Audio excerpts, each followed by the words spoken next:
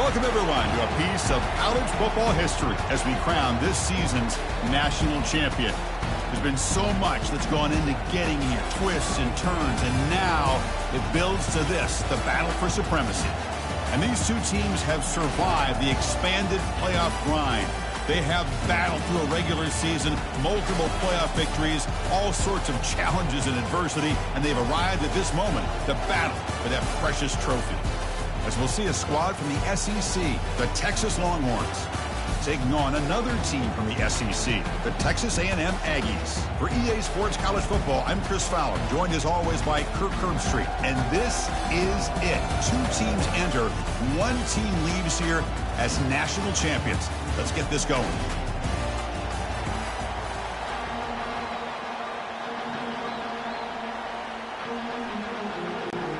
The kickoff team is out there, and you can feel the energy. One game to determine the national championship. And here's the return from inside the 5. And he stopped at the 19. Good job by the coverage team. The Texas Longhorns offense has the football first here today. Well, here we go. The energy in this building is absolutely amazing. Kirk, we are just 60 minutes away from crowning a new national champion in college football. And think about it as a player, this is really what you dream about. This is what you work towards, having an opportunity to get to the national championship. Both these teams have worked hard. Now they're here. Let's see how it plays out. And every single time this guy runs the option, you're kind of like holding your breath, wondering if he's going to break a tackle or get out in the open field and use his speed. He picks up some yards here, but let's see if this defense can keep putting pressure on him and not letting him get out into the open. And the quarterback keeps it on the option. Gets the first and still running. They stop him, but it's a first down. But this offense does such a great job of putting the threat of the quarterback and the running back on this defense. It puts the defense in a tough spot because it's really hard to take both away. This time, the quarterback gets out and shows you the speed he has as well. Looking to pass. It's yours. And he finds a wide-open receiver. They forgot about him downfield. Potentially a touchdown-saving tackle, but not before a long completion. Chris, what a play here by this receiver for a big gain for Texas. And you think back over the years with Texas going back decades, I always think about running backs and, of course, quarterbacks. But there have been some receivers, Roy Williams and Devin Duvernay, guys like that. There have been others, but, man, plays like this is what you love to see in kind of creating that new legacy for Texas of having elite receivers. Handoff here from the shotgun. Tackled behind the line. It's a loss of 2. Chris, that play just didn't have much of a chance at all from the snap. Quarterback hands this off and just nowhere to go. It's almost like the defense was anticipating the play call, and they put themselves in a position to come up with a nice tackle for a loss. Important second down play coming up. There's some pre-snap movement. Back in motion. Easy throw to a wide-open receiver downfield. They bring him down, but an explosive play by this offense. Big game. In all of our prep work coming into this national championship, I really wondered how this secondary would hold up against this quarterback and this group of receivers. They better be ready to make some adjustments because right now, this quarterback is having his way with it.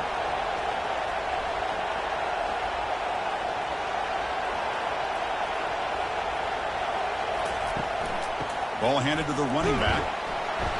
Gain of 2 yards. Now it's second down and 8.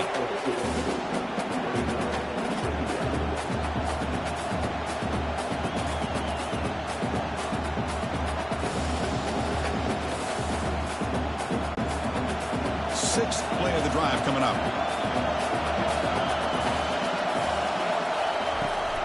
Hands off to the left. And the defense smothers him for no gain.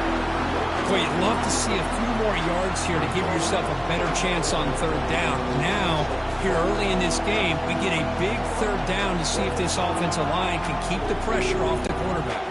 So here we go, third down. Defense needs a stop here, try to force a field goal attempt. Looking downfield, it's yours. Launching one to the end zone. Oh, nearly an interception down there in the end zone. Could not quite hold on.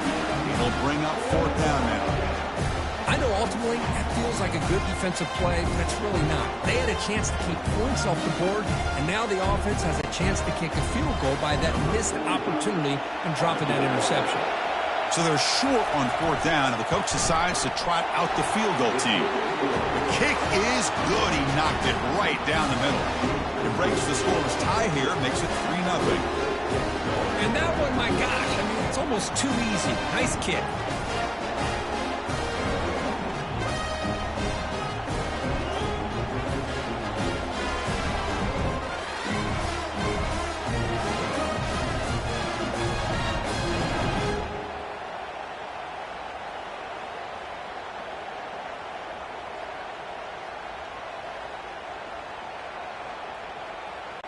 Following the field goal, the kickoff team is out there now.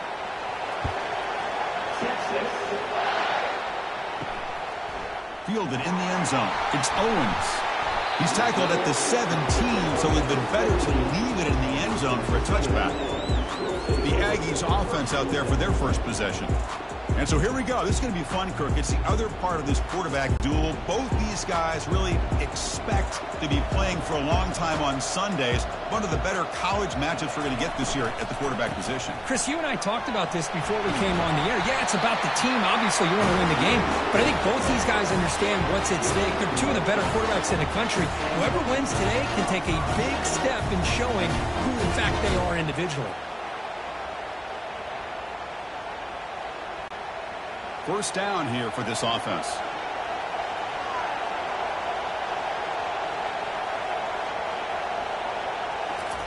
Quick pass. Here comes a jet sweep. And the senior able to make the stop after a short gain.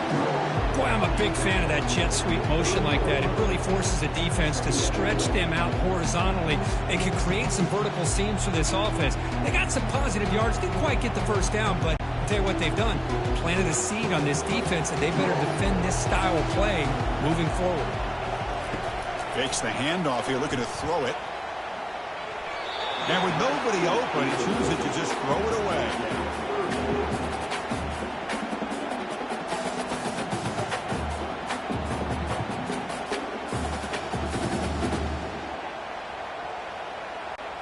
Now the offense faces 3rd and long from the 30. Can they convert and get a drive going? Dropping back, looking to throw for the first down. Looking for a deep completion. This one is broken up and falls incomplete. Boy, this is all about the defense here. Nice stop here on 3rd down, but really it's about trying to get this offense behind the sticks. Once you get them behind the sticks, you can mix up your coverages, really affect the quarterback's eyes and disrupt the timing and the rhythm of what the offense is trying to do. Now we've got another big 4th down coming up. He's got some daylight turning on the speed. And the returner is tackled by this punt coverage team. Okay, the Texas offense comes back out on the field. The last possession, they moved it, but settled for a chip shot. So it's sort of an unsatisfying result. Looking to do more here. Big gain across midfield. Tackle finally made to the 32. What a pitch and catch by the quarterback and receiver for a big gain for this offense.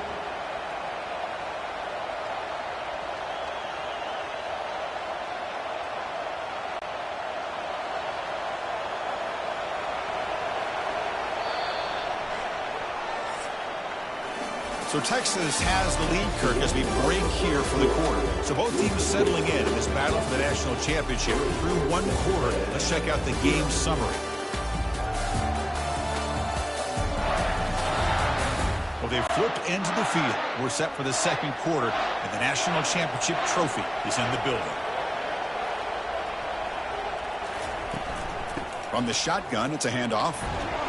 The gain is 3 yards, brings up a 2nd down and 7. With the defense coordinator this week, all week telling us about gap integrity, not giving this running back any creases at all. Really sound defense on that play. What's the play call here on 2nd down for this offense?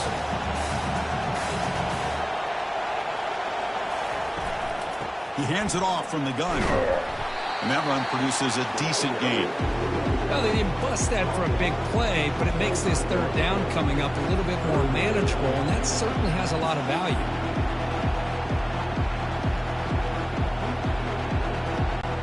So now it's 3rd and short from the +25. They're in field goal range. Let's see what the call is. They're thinking about touchdown, of course. They're trying to run it with the option. Goes backwards, losing 3 yards there. How about that, Chris? They run the football here on 3rd down, almost pick up the 1st down. What it does, though, is gives them a much better chance if they decide to go for this of picking up that 1st down. Coach is going to take the 3 points. Here comes the field goal unit. He connected the first time. This attempt is from 44 yards away. And this one is right through.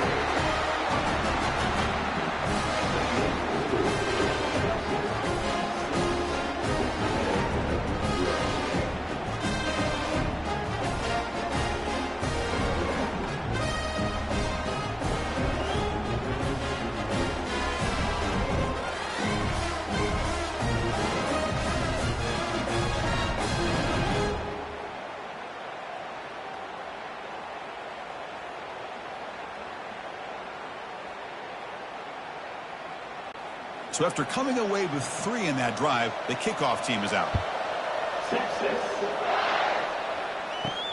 And he takes this from inside the 5. And he stopped at the 20, trying to make something happen, but that's good coverage there. And here comes the Texas A&M offense back on the field. The last drive, they came up empty, had to kick it away. Can they come up with something here? They stop him right at the 24. Hey, listen, you don't always have to have big plays to be successful. It's a nice, solid gain here. Keeps you on schedule, and you get ready for that next play.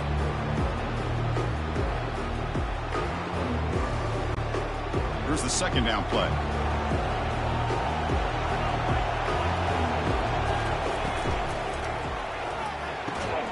Not able to connect, incomplete. I'm not sure the quarterback makes the right decision on this one. I think if he'd do it over again, he would have found a different target downfield, but he made his decision. That one's incomplete. After the incompletion, they'll face a 3rd and 6. Dropping back, it's Weigman. On the junior, gets home, making a sack there. A really good job by this defense. The quarterback looked to be trying to work through his progressions to find his open receiver, but before he knew it, he's on his back.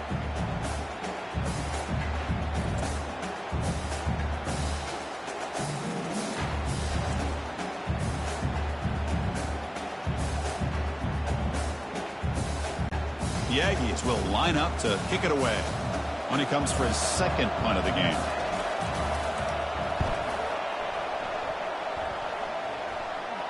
Returner decides to fair catch this. The Longhorns offense takes the field. Had to reluctantly settle for a field goal last time out. Really want to find the end zone here. They bring him down, but the gain moves the ball into enemy territory at the 43. Chris, what I love here is just the vision by the running back. Showing great patience, the hole opens up, and then he's able to use his speed to pick up some good yards. Fresh set of downs. It's 1st and 10.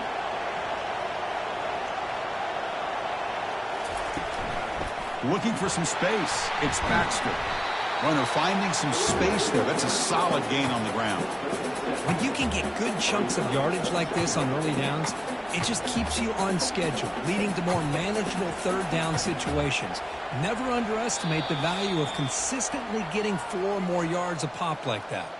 We've reached the 2-minute warning. We'll have to see if the offense can build on this lead before the break. Empty set now. 5 wide receivers. Quarterback wants to throw it on 2nd down. Grab near the sticks. It's Cook. They make the stop, but not before a solid gain that time. That's another positive gain here for this offense, and this defensive coordinator is going to have to make some kind of adjustments to get this quarterback out of his rhythm. It's the national championship, man. You've got to take chances and mix up your coverages, because right now what you're doing just isn't working. 1st down. Looking to throw the football. Quick completion to the tight end. Tackle made after a nice pickup on the play. Yeah, you know this defense is going to be frustrated after giving up multiple conversions now on 1st downs. There's another one. But for the offense, man, they're just playing very efficiently right now. The Longhorns begin a new series here, 1st and 10. From inside the red zone, they're looking to throw. Grab behind the line. It's Baxter. He's tackled, but down at the 9-yard line. Defense getting pushed around. And they get some positive yards here. But just from sitting up here looking down, Chris, you kind of have a sense that they wanted a little bit more on that play. So down here in the red zone, every yard tough to find. Here is a crucial play coming up. So the offense calls a timeout here. That's their first of the half. So here comes second down now. Every play important down here in the red zone.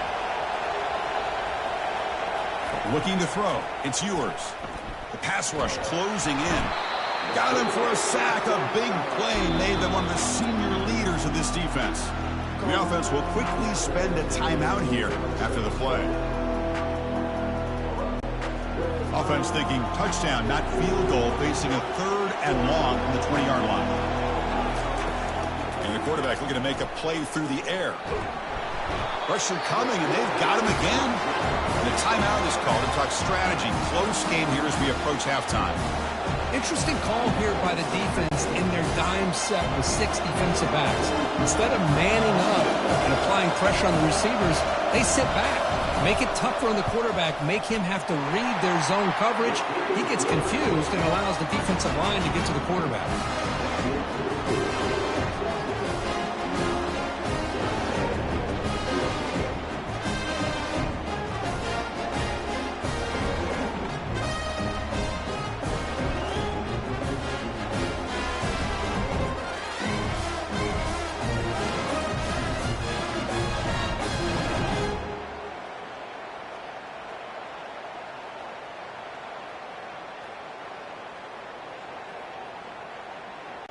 So they settle for 3, and now the kickoff. We'll see if the opposing offense has enough time to answer before halftime.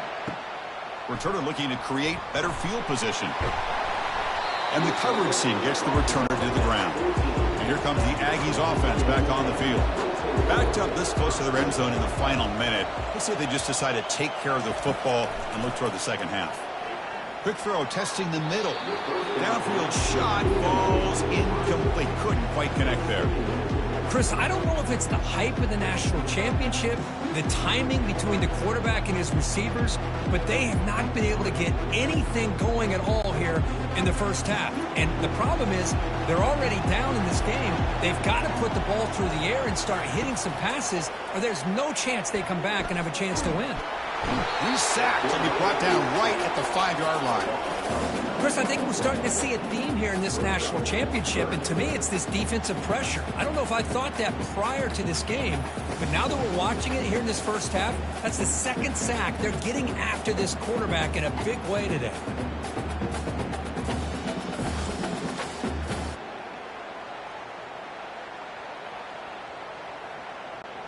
This will likely be the last play of the half.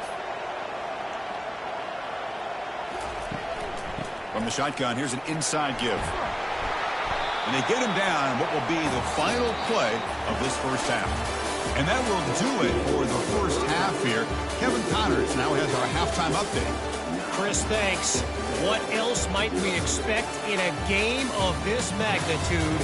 Everything on the line, the eyes of the sports world on this battle with the coveted gold trophy at stake. And I get it. A lot of coaches will say the difference between winning and losing comes down to stopping big plays and getting big plays. But if you ask me, it's more about how good you are on 3rd down and how efficient you are in keeping drives alive. Those 2 stats can help you break the will of even the best defenses and help you come out on top. And with that, let's send it back to Chris and Kirk in the booth. Fellas, hard to believe we're only 1 half away from crowning a national champion. And he stopped at the 19. Good job by the coverage team. Here comes the Texas A&M offense back on the field. Looking out throwing here to start the drive. That one falls incomplete. Good defensive play. Brings up 2nd down. I really thought that this matchup between this quarterback and his receivers going up against this defense in a national title would have been must-see TV. But, man, this defense, they have won that battle the entire game, and they enjoy a nice lead because of that. Incomplete, so it's 2nd down and 10. Trying to find some room. It's Owens. They'll tackle him right at the 25-yard line. I'll take that every single time. Offensive line does a nice job up front. This back's vision and ability to get positive yards by lowering his pads on full display right there. Third down. The offense desperately needs a conversion here, trailing in the third quarter. Scanning the field, it's Weigman. And the receivers got it. They've got it, but that completion good enough for first down yardage. This is a big conversion by this offense. They're down now in the second half. Probably limited opportunities at this point in the game. Every chance you get your hands on the ball, you need points. They keep this drive alive right here. And the Aggies looking to crank up the tempo a bit.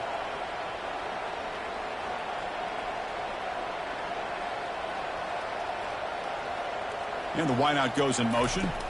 Off the play fake, looking to throw on first down. Looks downfield, he connects with a wide open wide receiver. Rips off a big gain. Finally tackled at the 46. Boy, huge play here for Texas A&M. A nice throw, but even a better catch by this wide receiver. Man, they've had some great ones over the years at College Station. Guys like Mike Evans and Aniyah Smith most recently. Going back to Christian Kirk. Guys with some size and speed.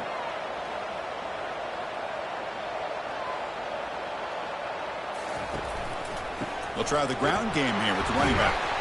Run it up the middle, but stuffed for no gain. You get to the national championship, Chris, you'd love to see more balance. They've not been able to run the football the entire game, putting everything on this quarterback in their passing game. Second down play coming up for this offense.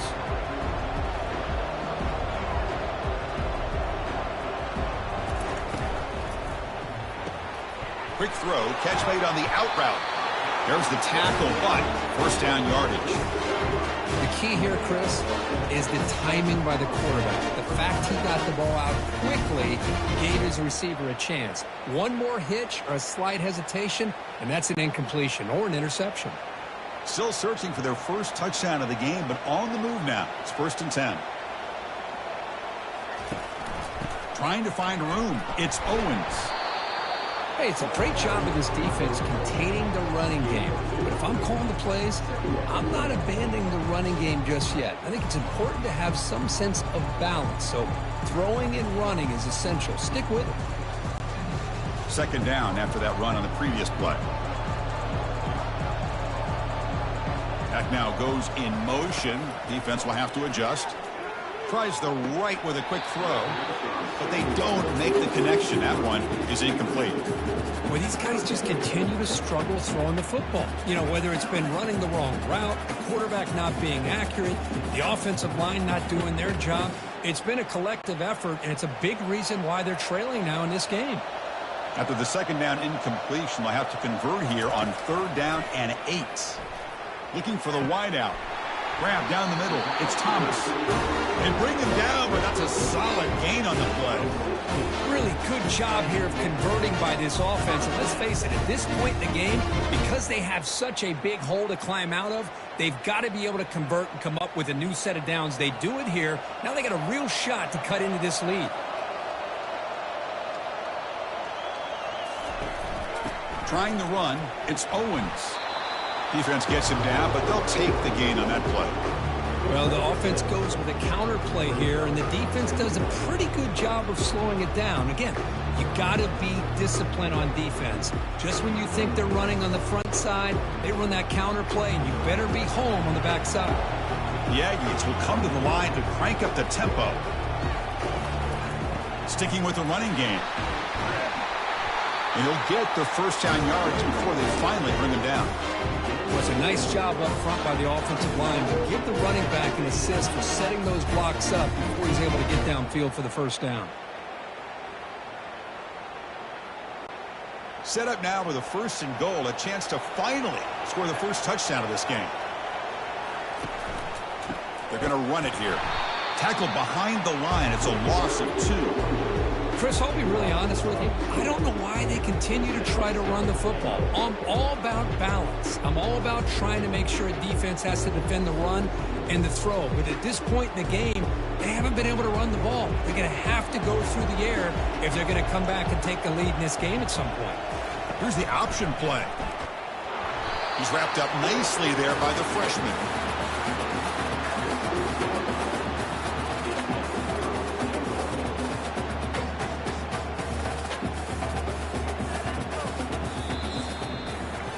So Texas has the lead, Kirk, as we break here for the quarter. We've reached the end of the third quarter in this national championship battle that has lived up to the hype. Before the final period, let's check out the game stats. Pretty good chance it's going to come down to the final possession. Which guy can step up and make plays as we head to the fourth quarter. On third and goal, he's going to try to throw for it. Grab near the sticks. It's Owens. And he makes it into the end zone.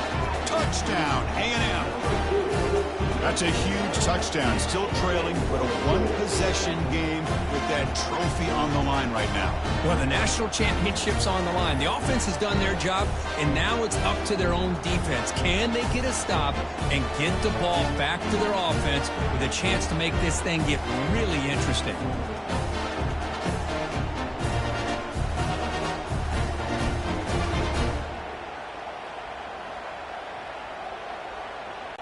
Kicking team out for the PAT try.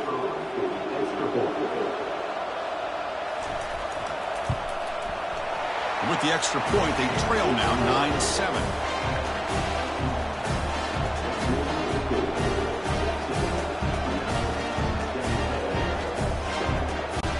Kickoff team is on the field to boot this one away.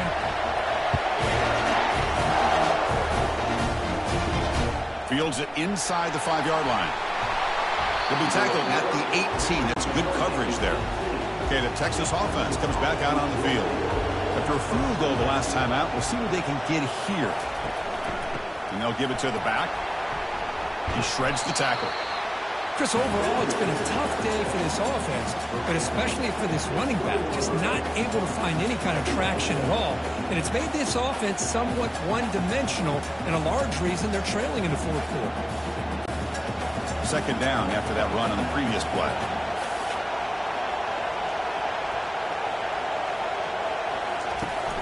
And they'll run it. Hand it off to the running back. And tackled after a small pickup there.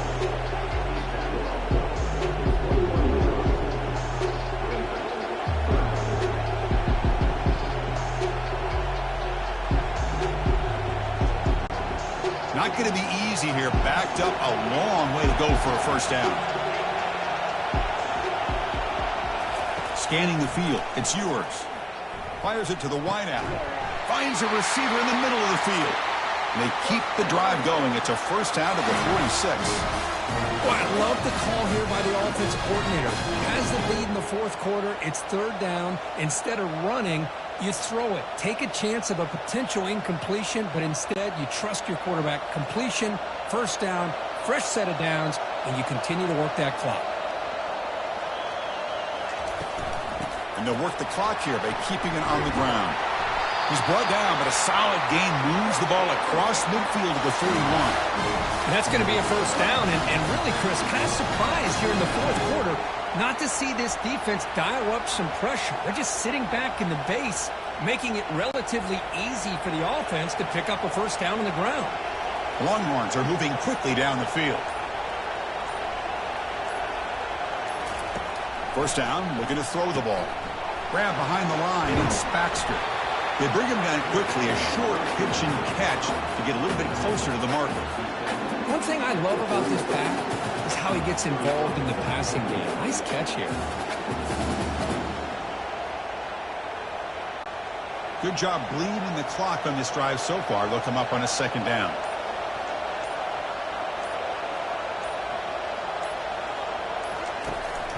They'll run it here. Running back has the ball.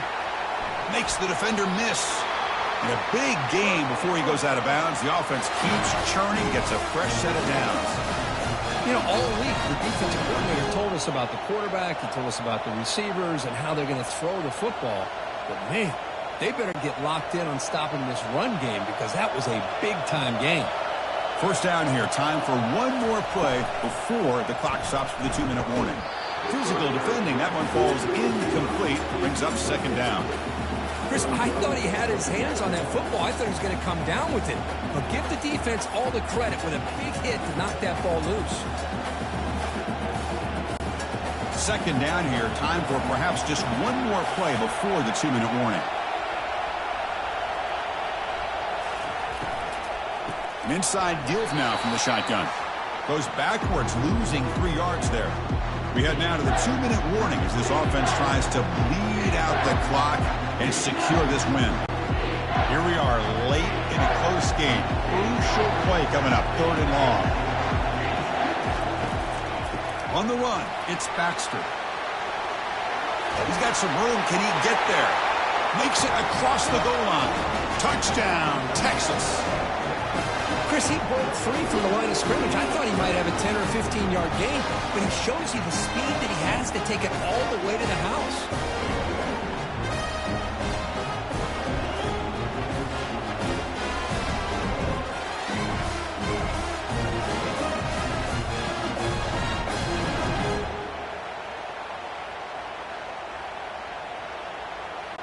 So still an important piece of business to take care of here, the extra point. Extra point up and good. That's big. Makes it a 2-score game with time running out. Kickoff team has come on the field now to send this one away. He'll return it from inside the 5. He'll be tackled at the 18. That's good coverage there. And the Texas A&M offense heads back out onto the field. Passing game was so effective in the last possession, right down for a touchdown. We'll see if the defense can make adjustments. And the offense will wisely spend a timeout after the play. Clock management's going to be very important here in the final minutes. 1st and 10 play coming up. Dropping back, it's Weigman. And there's a deep throw with the clock winding down. That one is incomplete. Took a downfield shot on 1st down, but missed it. Well, they don't connect here, but this is what you have to do. It's late in the game. You need points. You're behind. You got to take some shots. I'd go right back to it, try to find a matchup, and go to one of your receivers that can make a play for you. Incompletion sets up a 2nd down. There's the snap. Quarterback setting up to throw. Snags the quick throw. That's what makes this tight end so dangerous. You can flex him out into that slot position. He shows you his versatility. He can be an inline guy that can block, but here he shows you what he can do with his hands. They crank up the tempo here for this important 3rd down play. Looking to chuck it again. Short throw complete to the tight end. And he's brought down, but not before he gets 1st down yardage. Well, this is called settling down in his own defense, just kind of finding that soft spot. So not only does this tight end show that he's got great athletic ability and great size, here he shows that he understands coverage by sitting down in that hole, giving the quarterback a nice target, able to pick up that 1st down.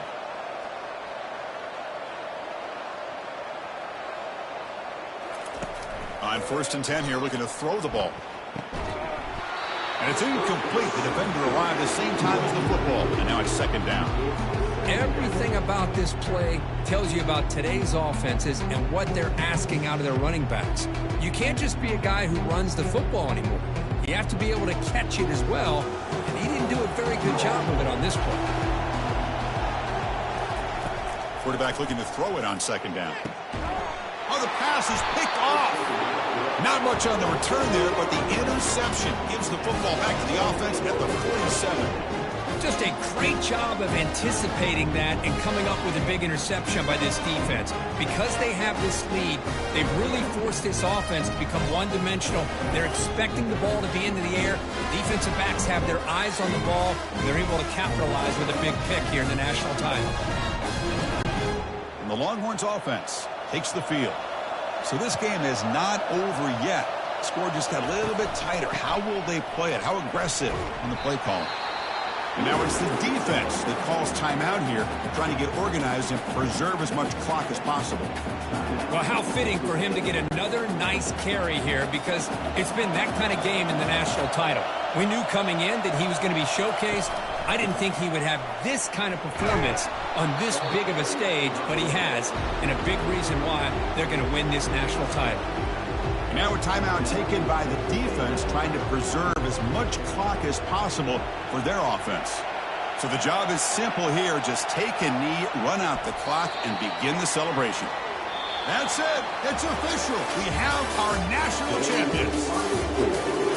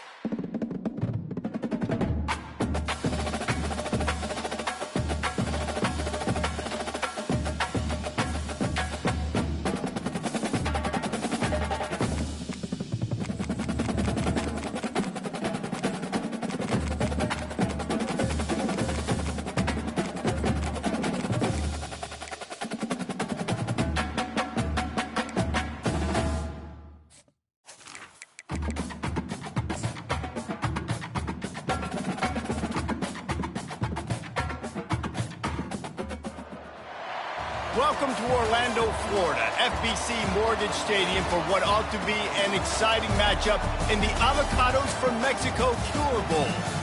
Weeks of additional practice and prep for bowl games not only can set the tone for what we're going to see in this game, but for what might be in store next season as well. As we'll see the number 23 team in the country, the Miami Hurricanes, taking on the 14th ranked team in the land, the Oklahoma Sooners. For EA Sports College Football, Reese Davis with you alongside David Pollack and Jesse Palmer. And guys, can't wait to get this one started.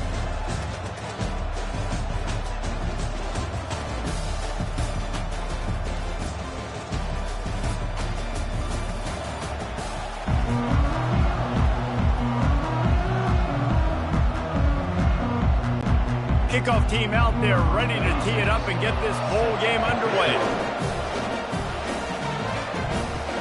On the move from inside his 5. He was looking for some running room, but not much to be found as he stopped at the 18. So Miami's offense will get the first possession of the game.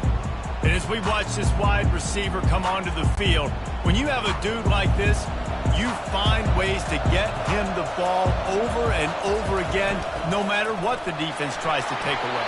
Yeah, because the defense can't win. Whether you double team him, we're still going to win. And they're going to give him the ball in quick passes. They're going to throw it deep, and they're going to take advantage of him every opportunity they can. They will feed him. They will feature him because he's just that good. After picking up a couple at 2nd and 8. Running to the left. Into the pile, maybe got one. He stopped at the 21. And offenses want to continue to feature the run. They want balance. Even if it's not super successful, you can take it little bit at a time just to keep that defense honest. Didn't take long to need a clutch play on the opening drive. It's 3rd and 7. To the air, it's Ward. He's got an open man. Solid work and execution there. They'll have a first down as they mark it at the 40.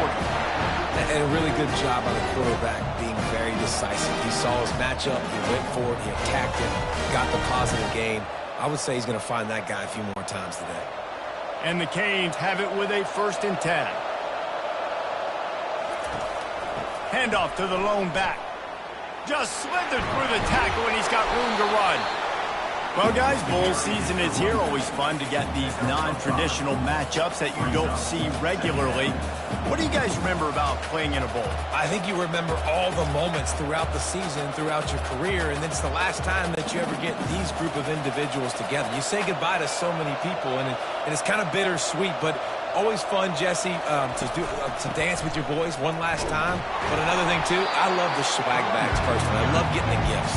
Yeah, I mean, to me, David, really, it was thinking about the tradition and history of these bowl games. I think that's one of the best things about college football. We're in an era today where bowl games don't matter as much as they did back when you and I played, but it was special to take the field with your guys one more time, but playing in games that had so much history. In the gun, looking to throw on 3rd down. And it's intercepted. A turnover for the defense. Got room on the return. Inside the 10. And he's going to score on the interception. Touchdown, Sooners. Whoosh, and after that pick six, not the start this quarterback wanted. You're going to have to be really good about having a short-term memory and just turn the page. There's tons of football here to be played. You made a big mistake on that last throw. Don't let it beat you for the rest of this football game. You've got a lot of ball left to play. You've got to keep going.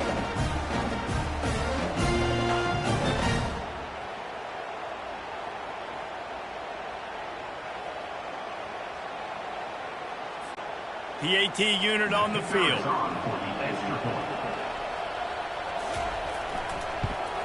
And the extra point makes it 7-0.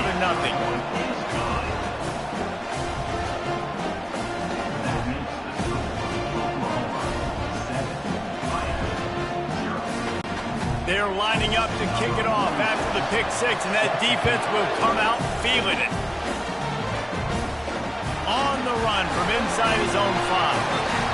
Able to find enough room to get it out across the 25. He's brought down at the 26. And here comes that Miami offense back onto the field. From the gun, they'll try to impose their running game. Oh, the ball's on the ground. Oh, looks as if the defense got it. Oh, and it's a hit like that that will absolutely light up the sideline, light up the stadium, change the momentum, and help you win a football game, because that hit is what caused that fumble.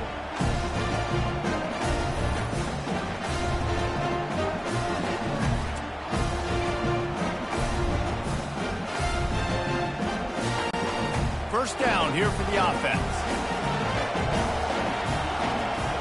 Wide receiver coming across in motion. Looking for a man. It's Arnold. Feeling some heat. Nowhere to go with the ball, and down he goes at the 39. Man, a lot of coaches talk about starting the drive positive and the first play that can get you going. The QB just kept backing up and going backwards, and that is not the start to the drive they were looking for.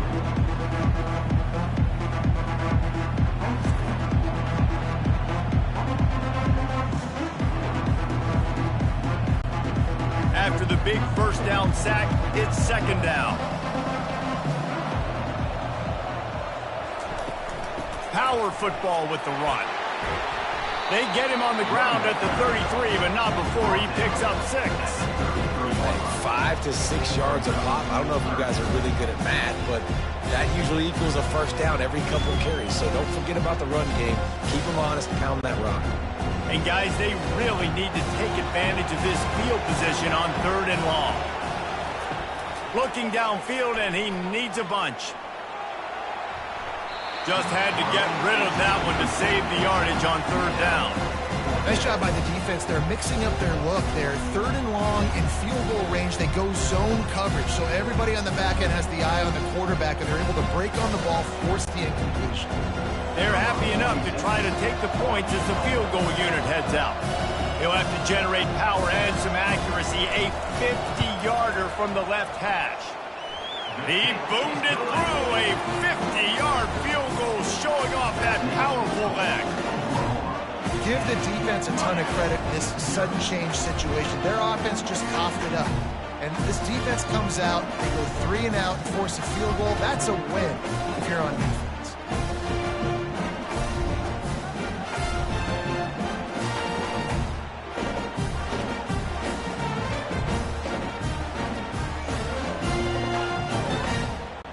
So after the last drive ended with a field goal, the kickoff team out there to send it away.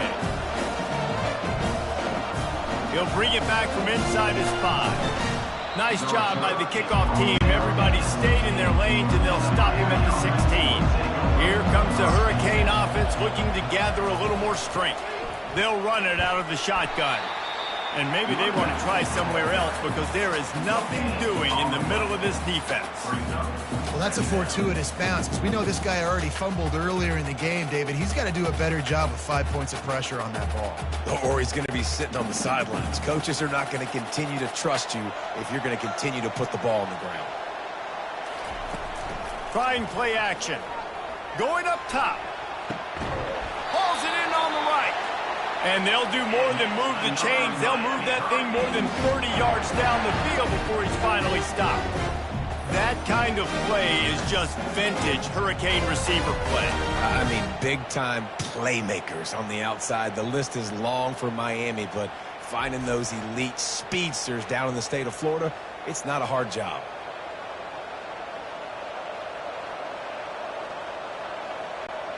That last play is the kind of thing the offense can really build some momentum on, and now they've got it 1st and 10 outside the 40.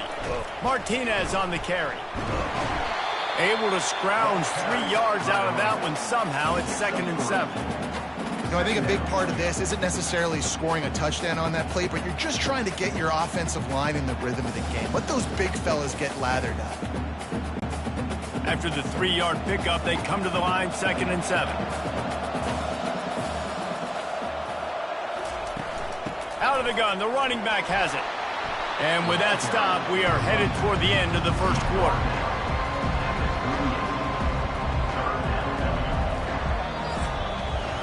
We reached the quarter break with Oklahoma on top. They wanted to strike first and strike hard, and they've been able to do that here in the first quarter as we take a look at the stats. Just about ready to get things started here in the second. We'll see if they continue to flex that muscle. Looking for a man. It's Ward. Makes the grab down the middle. They make the stop, but this passing game does some damage, and they move the sticks with the first down. When you're a playmaker like this guy is, your coaches are going to dial up plays intended for you, especially on third down. That's what you saw in that last play. There was no question where the quarterback was going with that football. All week long, they decided on the biggest downs of this game, we're going to target our best player, and we're going to make sure that he gets looks. It doesn't matter what the coverage is. You saw it right there on that one. Nice job playing assignment football by that defensive end. Knowing what my job is, not letting that quarterback get out, get loose, making a good play, and most importantly, being there in the right spot and getting him on the ground. Not many hiccups on this drive, but it's 2nd and 13 now. He's looking to throw. And it'll be incomplete. This is some physical pass defense. Looked like the offense had a chance for a big play there, but the running back just could not reel that ball in.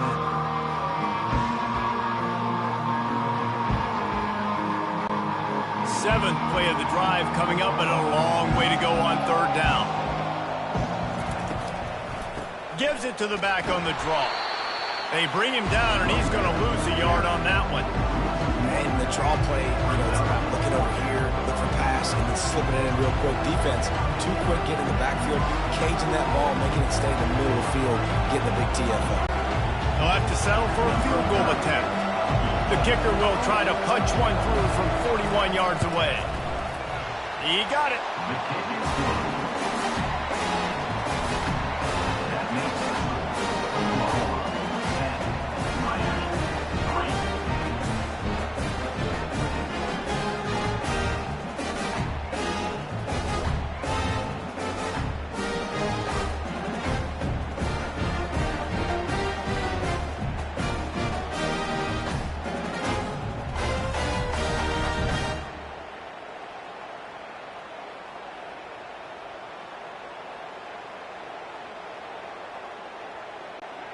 So they were able to put up a 3 spot on that last drive, and now the kickoff team out there as they prepare to put boot to leather.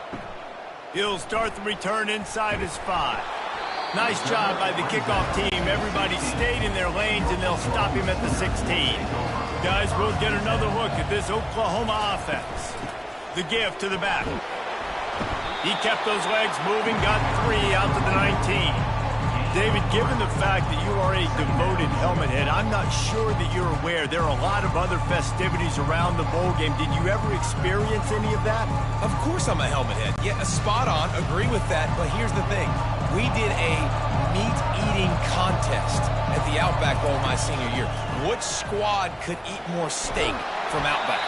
It was absolutely amazing. So I experienced that in all of its glory. Draws are such a smart way to take advantage of fast defensive linemen that want to get upfield and get after the quarterback. It keeps them honest. It makes them realize they got to play the run, too. Great play, Mike. The Sooners will hustle to the line.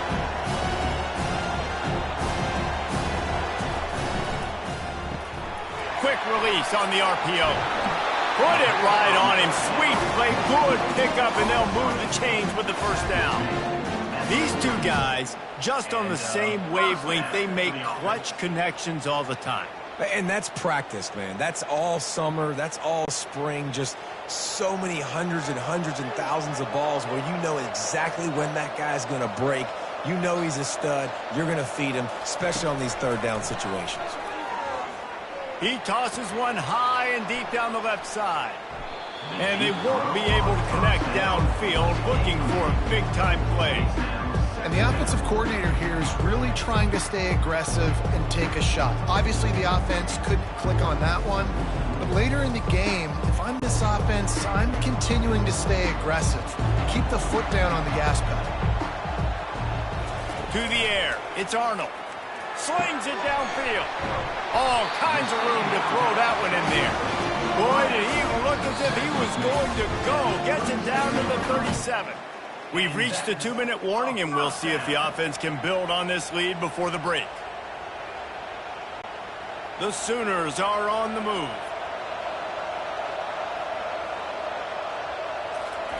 He's looking to throw it. And he just overshot his man and threw it out of bounds, incomplete.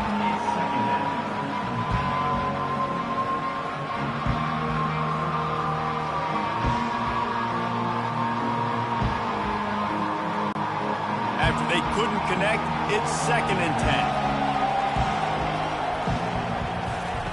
10. Looking to throw it again. Missed his receiver there. It's incomplete.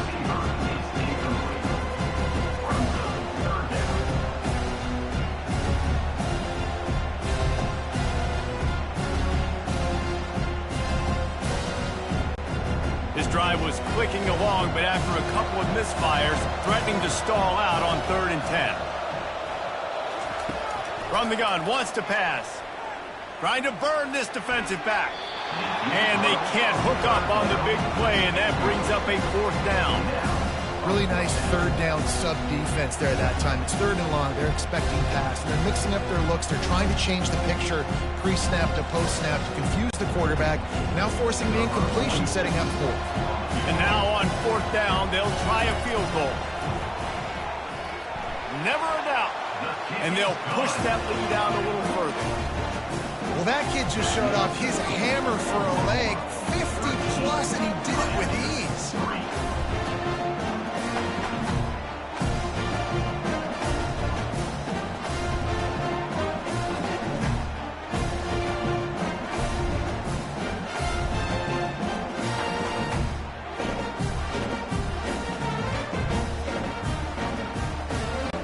After putting 3 on the board, the kickoff unit ready to go.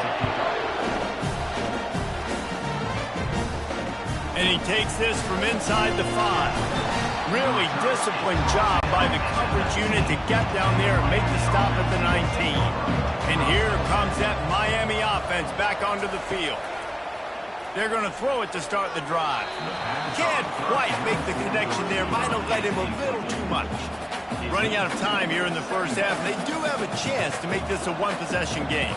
And so you got to locate your best players and get them the football on this drive. You're down in the game. There's obviously a lot of football left, David, but on this drive, in this 2-minute situation, best players got to touch the ball. And this could get into pressing mode, right? Like you go into the half down a couple of scores, it starts to, the pressure really mounts. Good opportunity to take some of that pressure off, get some momentum, energize this squad going into halftime.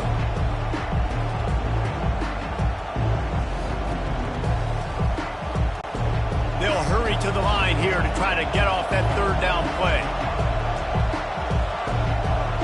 Looking downfield, it's Ward. Fires to the right. It's complete. That defense got gassed, but they finally get him to the turf at the 47. A timeout is called as this offense tries to find a way to get more points on the board before the half. He lets it fly. He's got it inside the 15. Touchdown, Canes! Hauled it in and just kept right on running to the hallelujah land. And I tell you what, that passing touchdown, man, that should spark this whole team. Like, the comeback is more than on now. Like, they got the touchdown. They cut into the lead. You want to get a stop and go into the half, get all the juices, all the excitement, and be like, listen, the passing game's rolling. We got this. The comeback's in full effect.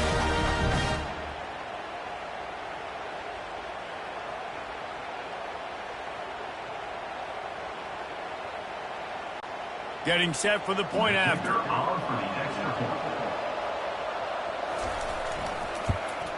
And the PAT will draw them 1 point closer. Quick work on that scoring drive, just 4 plays.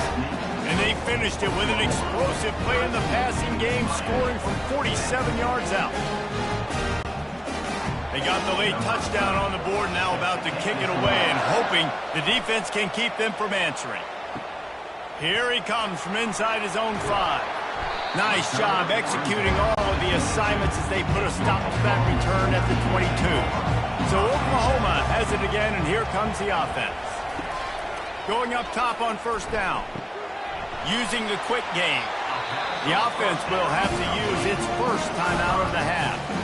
I'll tell you what, that's great execution between the QB and receiver. They look like they could execute that throw in their sleep. Quarterback took his steps, threw it on time.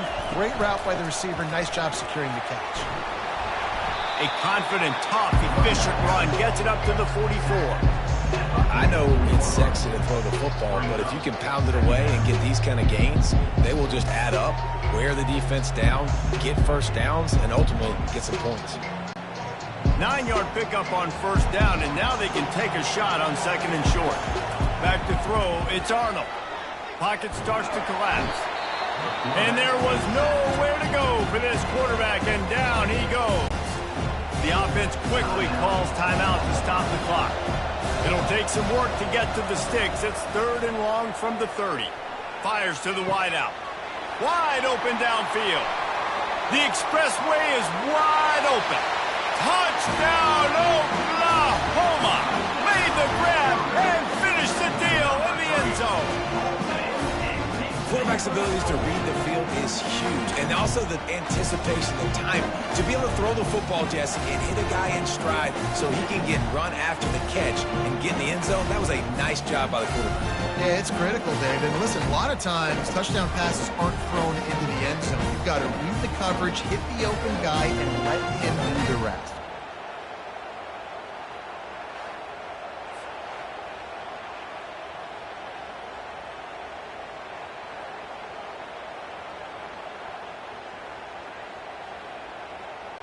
Lining up to tack one more onto that lead.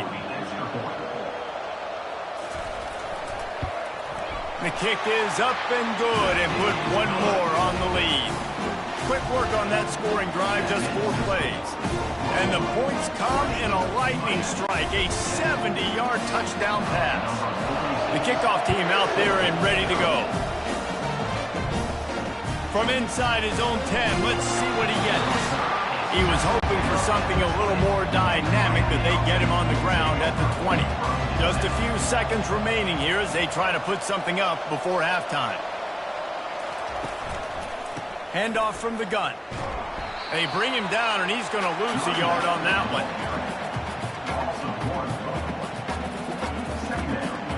That's the end of the second quarter. That means it's time to join Kevin in our halftime update. Reese, several notable storylines there, and a first half of a Cure Bowl that absolutely had its moments. And there is no better place to start this halftime than by reviewing how this wideout has been a one-man wrecking crew. The kid's been everywhere, and I love how he's willing to go across the middle, but that he also has the jets to burn these DBs on the deep ball. If this defense wants to actually come back in this one, they better hide his cleats. With that said, let's send it back to Reese and the guys for the conclusion of the Cure Bowl.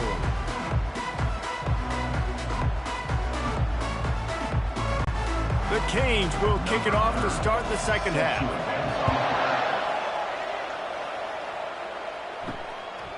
And no chance at a return here. They'll start this drive at their own 25. The Sooner offense returns to the field. They more than got the job done in the first half. Now the job in a bowl game, don't get distracted and finish the deal here in the second half. I mean, love the way they came out. They had all that time off, didn't look rusty at all, came out with the foot on the accelerator, looked really, really good. Palmer, you just more of the same here in the second half. I agree. And if you're on that sideline right now, now's not the time to be thinking about the off-season, your strength program, what classes you're taking in the spring. You need to focus on finishing this game and punctuating this season. Looking to throw, it's Arnold. Short throw to the sideline, picks up just a little. And that defense doesn't allow a cutback, and they get him out of bounds after a short gain. And how good is it for a quarterback to have a running back he not only can just dump it off to, but can actually be dangerous as a receiver? Agreed, Reese. It's not just check downs or screens or swing routes or flat routes. This guy can get vertical. And he can all of a sudden start stressing defenses in the second level. What a weapon it is to have this guy in your backfield. Linebackers have such an amazing responsibility. Got to play run, got to play pass. How about this? Seeing the run aggressively, getting downhill, and getting in the backfield and making a tackle for a loss. And the Sooners want to move quickly. Trying to move the sticks on third down through the air. And the defense gets to the quarterback. Man, it didn't take long for the defense to get home on that play. You see them playing man coverage in the back end, slowing down the routes from the receivers and the rest of the offense. That forced the quarterback to have to hold on to it for just a split second longer, and they were able to get the sack.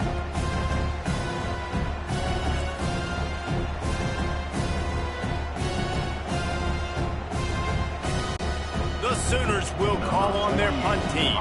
First time today we've seen a punter go to work.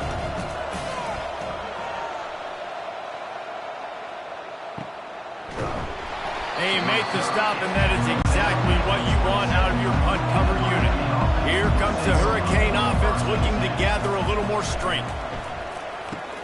They'll run the RPO and fire to the right. He will step out of bounds, but not before the big pickup and a first down for this offense. When we see another catch by this guy, this defense is going to need to do a better job of tackling the catch. In coverage, I know they want to slap the ball away, but if you can't do it and force the incompletion, you've got to at least make sure you're able to drag him down to the ground as soon as he catches the ball.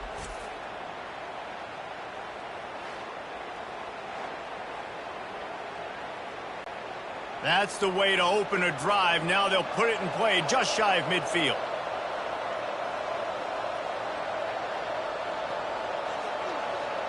Wide receiver now comes in motion. Quarterback touch pass on the jet sweep. He is stopped behind the line of scrimmage. They'll lose yards on that one. The first thing you have to do to make these plays successful offensively is I have to block the edge. I got to get my speedster in space. They didn't do a good job of getting that guy out there in space where he could really use his jets. Nice job by the defense understanding it, seeing it, rallying to it, and tackling that guy for a loss. Unloads quickly. There to make the tackle, but the big throw is good enough to give them a first down. That was a really nice catch and an even better run after the grab. And get that ball to your playmaker. What's good about having him in the slot is he can go either direction. You can get him matched up on somebody that's not as fast, and you watch, he can run away from those linebackers or safeties. Out of the gun, the inside give. You'll take this every time. 5 yards on the first down play. Listen, that wasn't the greatest run in the world, but it was very successful, and you're making me honor the run. And another thing, every time you run the football, someone gets tackled. There's physicality involved in the game. So I like when offenses commit to the running the football, no matter what the outcome is, because those body blows do add up. He'll do it himself. A strong tackle and wrap up from the junior. Well, the QB decided to keep it on that one. And listen, if you had his athleticism, you'd want to keep it too. Almost every time they run these types of option plays. But he's just going to have to do a good job of understanding when to hand it off, when to pitch it, and try to keep this defense on their heels and read his keys. He's got a lot of talent. Just got to make sure he's making the right decisions moving forward. Dropping back, it's Ward. Quick strike complete. Ripped off a huge chunk play on that one as he gets the first down before he steps out of bounds. It's amazing in college football, the tight end position and how much has changed. Back in the day, you're a blocking guy, maybe you catch a flat route. Today, these guys have athleticism, and you just saw it from that dude after the catch on that last one. The Hurricanes have it in scoring position on first and goal. They'll try to get it in with the run. Into the end zone he goes. Touchdown, Miami! Great example of how a second half can really change everything for a team. No doubt. First half looked bad. It looked like it was bleak. It looked like it was ugly. But now you're starting to get it turned around. More drives like this is what's needed.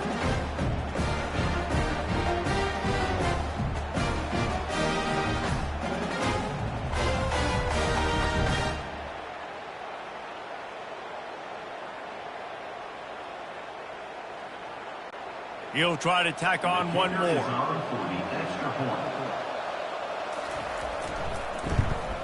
And with the extra point, every little bit counts as they get closer.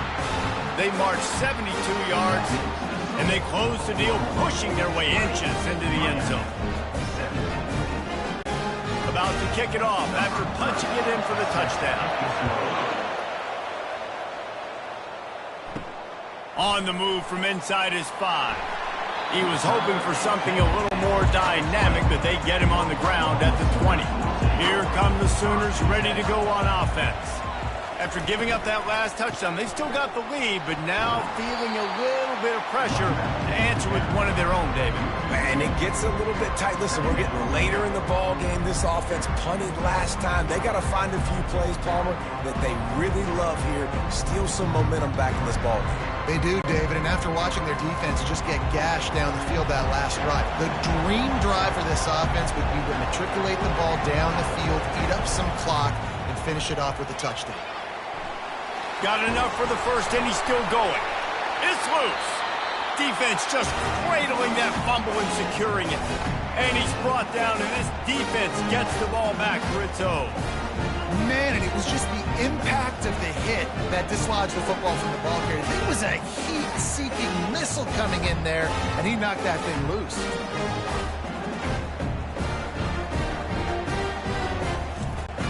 The offense lining up for a first down play.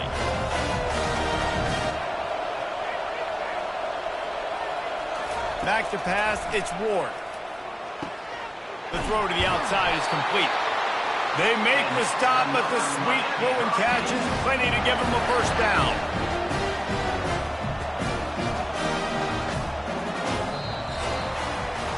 We reach the quarter break with Oklahoma on top. They've done the work to build a nice cushion. Now to bring it home as we check out the stats after 3 quarters. One more period to go to see who can make the winning plays and come home with the victory. They'll snap it from the 30 on first down. He's going to pass. Catch in the middle. It's George.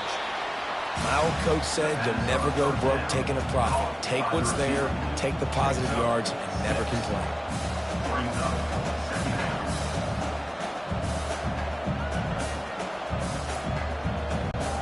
This offense has a second down play.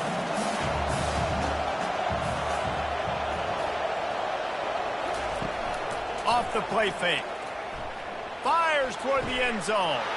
Picked off. Takes it the other way. And he's wrapped up after a solid return on the pick. Well, the defense comes away with the pick there with their nickel personnel. I think moving forward, if you're on offense, when you see that personnel on the field, you want to run the ball against it because you got smaller guys out there. Or if you're going to throw, think about quick screens outside when you have tight ends flexed on the perimeter, bigger bodies blocking smaller guys.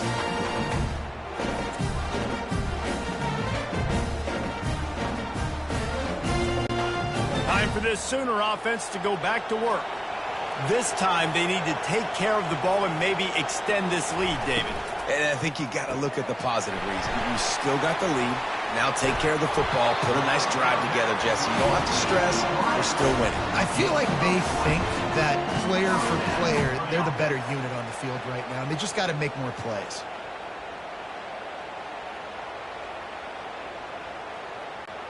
The Sooners come to the line in the hurry-up.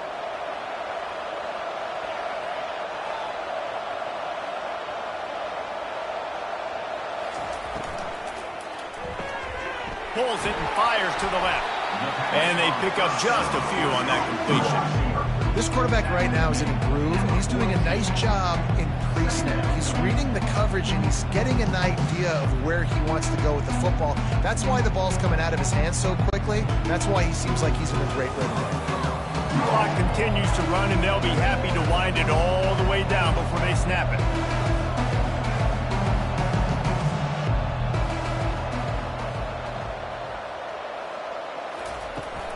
They'll keep it on the ground to keep this clock moving. Still on his feet at the 45. Gets it all the way down to the 39-yard line. It'll be a first down. Well, the defense didn't blitz. They didn't have everybody in gaps, and the offensive line took advantage at the point of attack, getting some push, opening up a hole, and the offense ripping off a nice run there. Finally, some signs of life from this offense, which has done nothing in the second half. It's 1st and 10.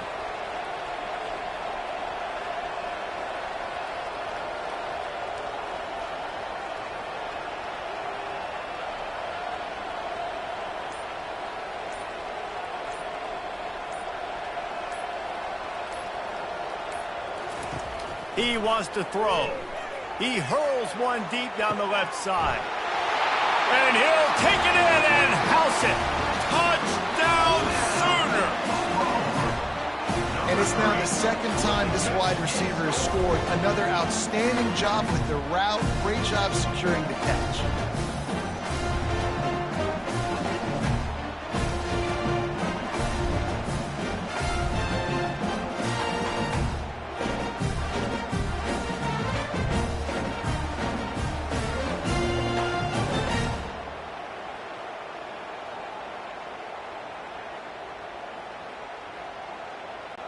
Lining up to add another.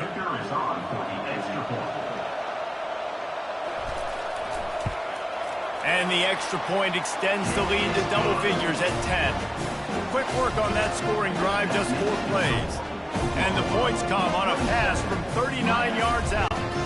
Lining up to cover the kick after that touchdown drive.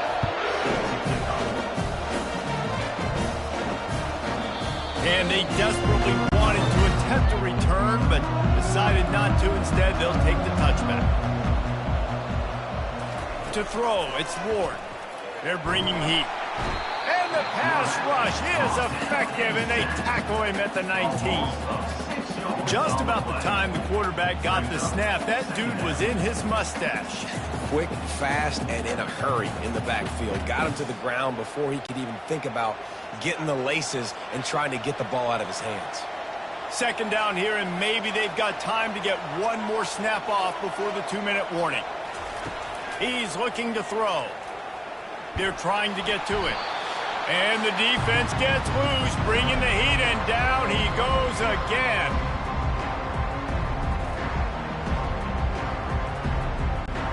And this defense has squatters' rights in the backfield. Back-to-back sacks, and the crowd is insane.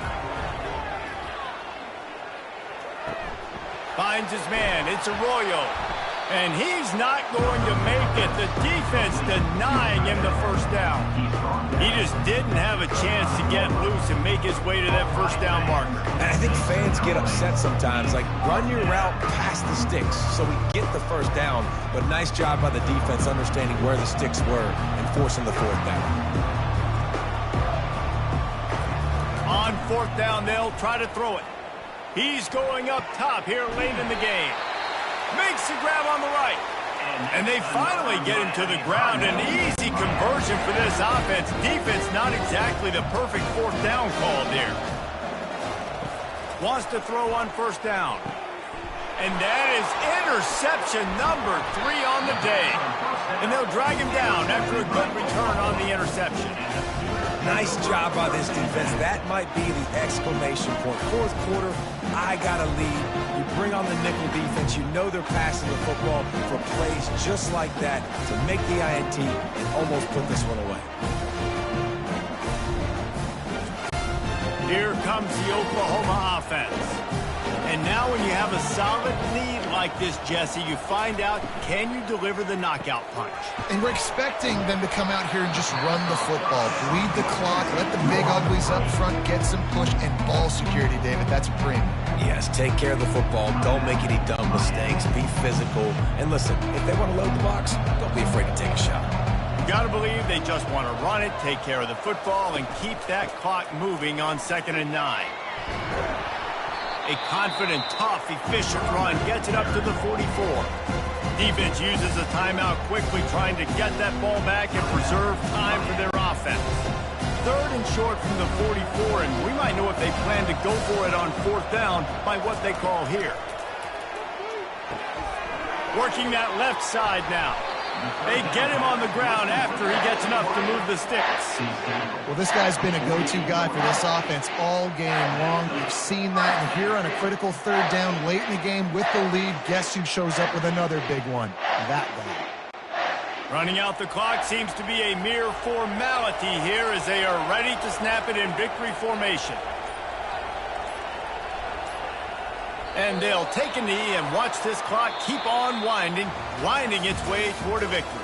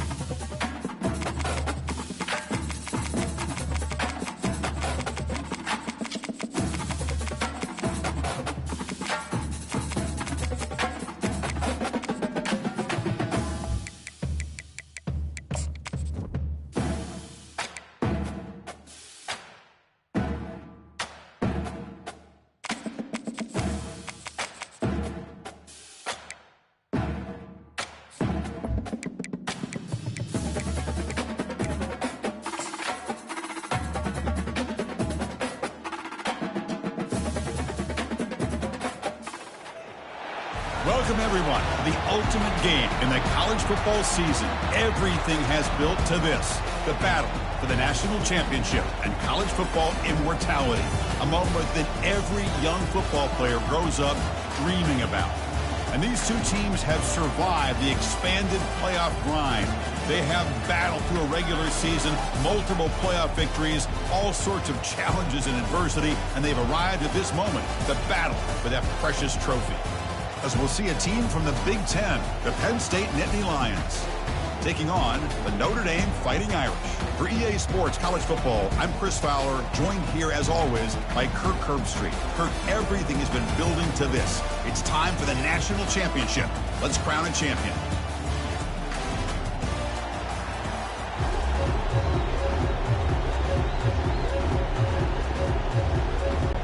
Here we go with the kickoff. This is it, the ultimate game in college football, national championship at stake. Return starts from inside the 5. Makes it to the 16. That's good coverage there. So the Penn State Nittany Lions offense trots out there to open this game. Here comes that star wide receiver with the swag that kind of rubs opponents the wrong way, Kirk, because he's saying, I don't care who you are, I'm going to embarrass you today. Well, Chris, there's a rumor that this guy actually DMs the opposing corners before the game that he's going to go up against, as if to say, hey, it's going to be a long day for you today. But the wild thing is he actually comes out and single-handedly unravels defenses to the point that by the end, it looks like he's in the heads of the opposing secondary.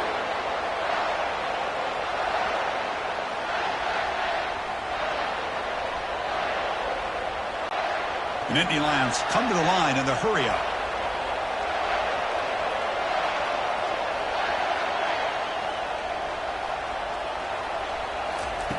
And looking to throw now on first down. Caught behind the line. It's Fleming.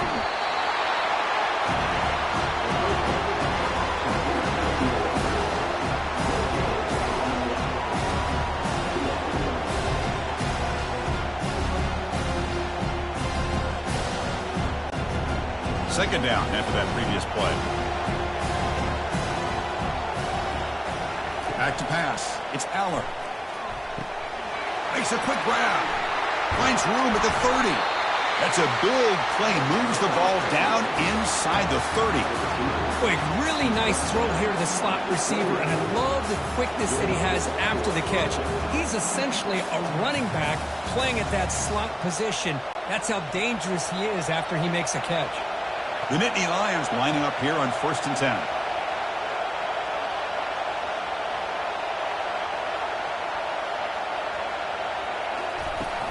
There's the handoff. It's a 2-yard gain. 2nd and 8 coming up. Defense does a really nice job here of being able to contain that run game, helping just with 2 yards. Chris, to me, he's changing the playbook a little bit now for the offense. Guy calling the plays in 2nd and 8, that's a different deal. Now he's got to probably thinking about going through the air instead of staying on the ground. And the motion by the back now forces the defense to adjust. Caught in the backfield. It's Singleton. And he's tackled for a loss after the catch. The defense all over that one. How about the discipline of this defense here on 2nd down? You're anticipating a pass. They've got pretty much everybody covered. And then once the back has the ball, how about the speed to be able to bring him down? Now it's 3rd down. Offense been in reverse here. Now a long way to go to convert this 3rd down. Dropping back. They're going to throw for the 1st down. There's a shot toward the end zone. Throws it too far over everyone's head and incomplete. Man, if I'm this offense, Chris, I stay aggressive. I know they didn't connect there, but keep testing this defense. Keep challenging them, because if you do connect on that one, it could be a game-breaking play. Coach elects to try for 3 points and sends out the field goal unit. And the field goal is good. So we have our first points on the board. That makes it 3-0.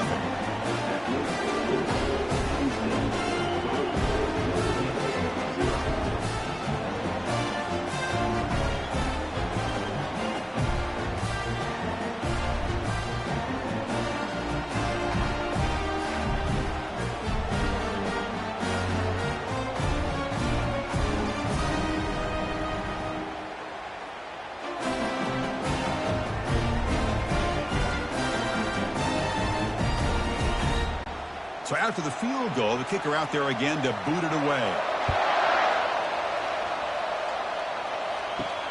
Fields it just outside the goal line. And he stopped at the 19. Good job by the coverage team. So Notre Dame's offense comes out for their first possession today. And here we go, Kirk. The other half of this quarterback duel we're expecting to see today. This should be a lot of fun. Well, all the hype and build-up throughout the week, you wonder if it's gotten into the minds of these two guys. They got to remember, they're not competing against each other. They got to lead their offenses down the field and put points up on the board. Let's see who handles it better. McGinn moves the ball out near the 25. Well, those counter plays are tough on a defense. Defense has got to be gap sound. You get so caught up in the base concepts. If the offense comes back with a counter play, if you're not sound with your gap integrity, you can give up a big play. Now they're running on the toss. Solid run. They'll bring it down at the 28-yard line. It's not a huge gain here, but if you add up multiple runs like that throughout the course of a game, by the fourth quarter, you're going to start to see that affect the defense. So from the 28-yard line, it's a third and manageable here.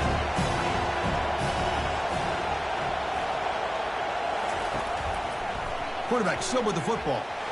Tackled behind the line. It's a loss of 2. Man, I love this option call, but the quarterback, I think he's just trying to make a play that wasn't there. Sometimes on this option play, you just got to eat it. It's just not there. The execution's not there. The defense plays it well. You got to tip your cap. Here, he tries to make a play that's not there, and the result is a loss of yardage. And on fourth down, the punter sends it away. And here's the fair catch by the return man. And the Penn State offense is back out on the field. Settled for a field goal last time out. Can they open things up on this possession? They'll stop him behind the line for a loss of 1. Well, the play is just blown up by the big fella in the middle, showing some quickness for his size. Yeah, we know about his power, but how about his ability to penetrate there? And that's the quickest way to blow up a run game is that interior penetration. If you're able to break through the middle of that offensive line, then you can create a lot of havoc in the middle.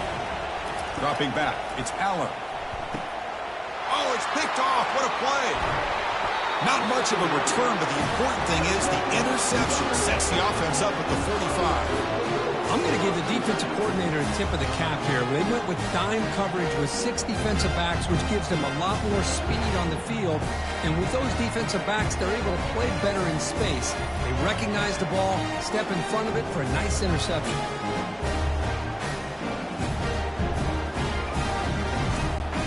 And the Notre Dame offense back out on the field.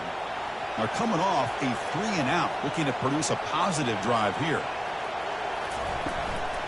And from the shotgun, an inside handoff. Oh, what a move. Goes right through the tackle. He's got room to run now. Sophomore brought down after a nice run. You know, a lot of people feel running backs with elite speed shy away from contact. That wasn't the case there. Instead of running around the defender, this back elected to run right through him. The offense will line up. Chance for a couple more plays before the end of the quarter. Off the play fake, looking to throw. Lets it fly to the wideout. And the pass is dropped. Incomplete. Would have had a huge gain. Took his eye off the ball.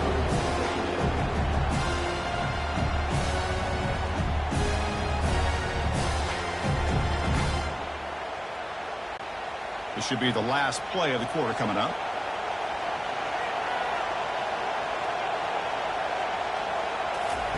Second down, we're going to throw it. Grab behind the line. It's low. It's going to be a loss on the play. Force out of bounds. Great play by the defense. And Kirk, it's Penn State on top as we break for the quarter. We've reached the end of one in this battle for the national championship. Before moving on, let's check out the stats so far. All right, let's get back to the action. Getting closer to finding out who will be celebrating here tonight. Looking to throw. It's Leonard. Defense is coming after him. Throws the ball away, but not before taking a hit. A really good decision here by this quarterback just to get rid of that football, but I'm sure they're hoping for a few extra yards here to make this field goal attempt a little bit easier. So the decision is to not go for it, but settle for 3. Here comes the field goal team.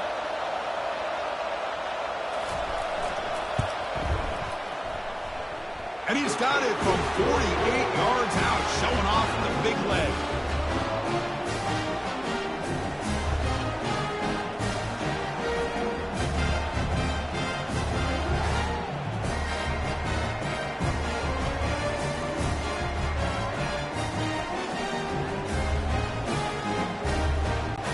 They come away with 3 points on the drive, and now the kickoff team will boot it away. He's going to return it from near the goal line. He'll be tackled at the 18. That's good coverage there. And the Nittany Lions offense retakes the field. We'll see if this quarterback can shake off the interception he threw in the last possession. Here's some pre-snap movement in the backfield. Grab behind the line. It's Singleton. They stop him after a 6-yard gain, so 2nd and 4. These undersized slot receivers can be some of the toughest guys to contain for a defense. They're quicker than they really are fast, and they're very elusive, tough to contain in these one-on-one matchups. That completion makes it 2nd and medium. The shotgun handoff here. Moves the ball out across the 30. That's good for a first down. Boy, great job up front here getting this first down by this Penn State offense.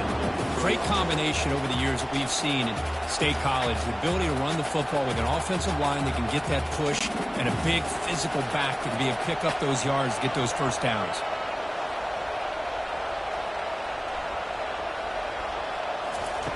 On 1st and 10, looking to throw. Caught over the middle. It's Fleming. Brought down, a broken tackle to produce a solid gain there. Love the timing here between the quarterback and his receiver. Pick up some positive yards. I continue to be impressed with just the chemistry between these two. 2nd down play coming up.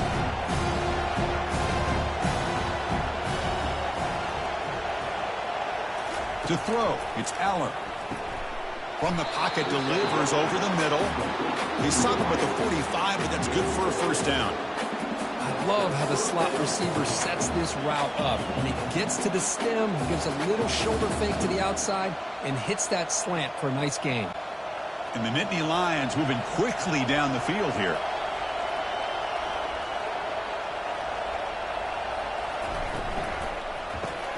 Quick throw caught on the left side. You know, each receiver brings something a little bit different to the table, Chris. To me, the outside receivers usually are a little bit longer, taller guys. You get those slot receivers in the inside, not only can they make the catch, but they have quickness to make plays after the catch. Great example of that right here. 2nd down after that run on the previous play. Out of the shotgun, he hands it off. He's stopped, but he gets a first down. Just what a great battle here at the line of scrimmage. Good push by the offensive line, and the back does enough to be able to pick up the first down.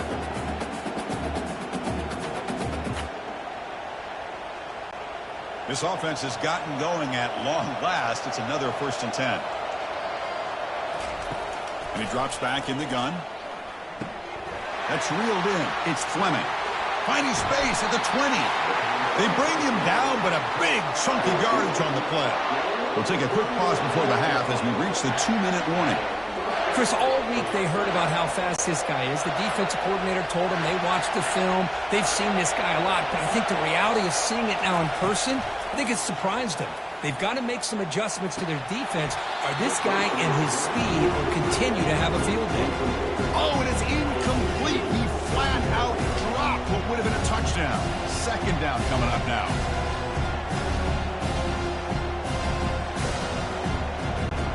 Coming to the line on 2nd down. This is important. They want to avoid a 3rd and long. Here comes a handoff. I think this defense keeps thinking about them throwing the football, and by doing that, they're opening up running lanes. Good positive yards there by the running back.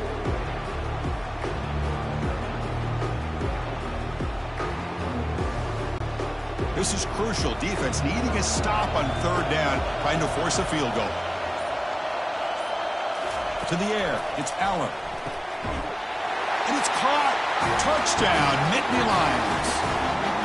Who says you need explosive plays, Kirk? That was a long, winding scoring drive. And think about this. This is the national championship, and you're able to execute like that against this quality of a defense, and that is a great job by the coordinator and the quarterback being in sync and putting together a heck of a drive.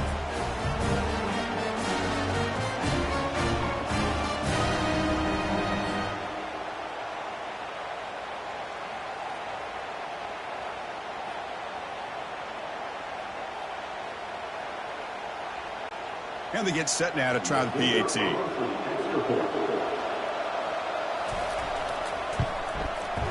PAT makes it a 7-point lead.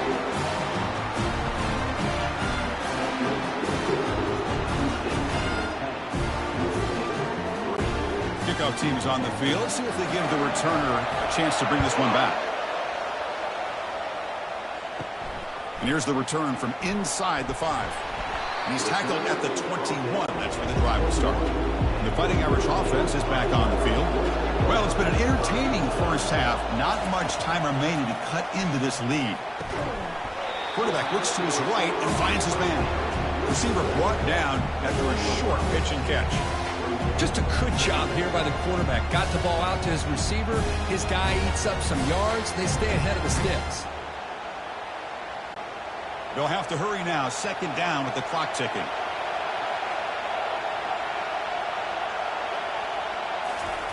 Here's the snap, looking to throw. Grab down the middle. It's Collins. They'll stop him at the 34. That will be a first down. Timeout is called to talk strategy late in this close game with halftime approaching. Empty backfield. Offense spreading the field with 5 wide. Back to throw. It's Leonard. Throwing for his running back. Catch made along the sideline, but he's short of the sticks. Well, when you run that out route, it's going to end up very close to the sideline. Love his awareness to realize not only keep his eyes on the football, but where he is on the field. He gets his toe down before he goes out of bounds for the catch. A completion makes it second and short. From the shotgun, drops back. It's an out route. The catch made. That's a big gain before he goes out of bounds. It'll move the sticks more than enough for a first down. You call a quick out on third down.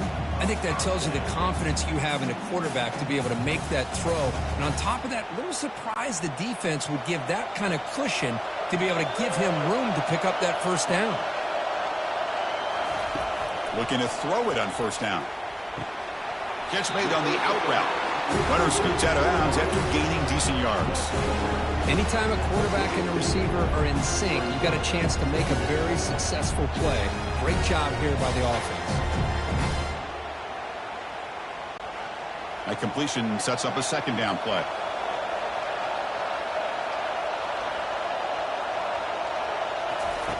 Quarterback drops back from the shotgun. Receiver makes the catch. The offense will call a timeout. That's their second of the half. We'll see if the defense stays in zone after that big play. If they can change things up on this drive and get a little bit more aggressive.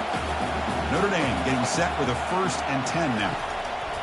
Quarterback drops back from the shotgun, looking for a receiver. Cannot escape that ferocious pass rush. It's a sack. And the offense will now quickly spend a timeout. Second down now after the sack. Here's the snap. Offense looking to throw the ball. And he just throws the ball away there. Nobody open. Excellent coverage.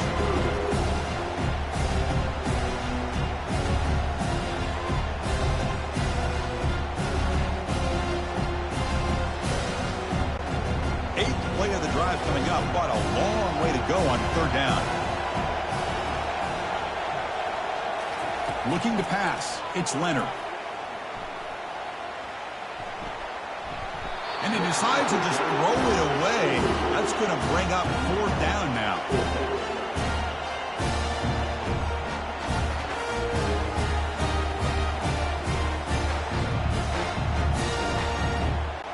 The punt team making their way on the field. Looking to kick it away for the second time.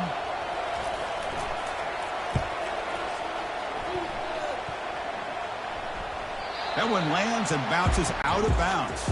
Looks like they'll take a knee in the final play and head to halftime with the lead. Looks like the offense is content to run out the clock here and just take it to intermission.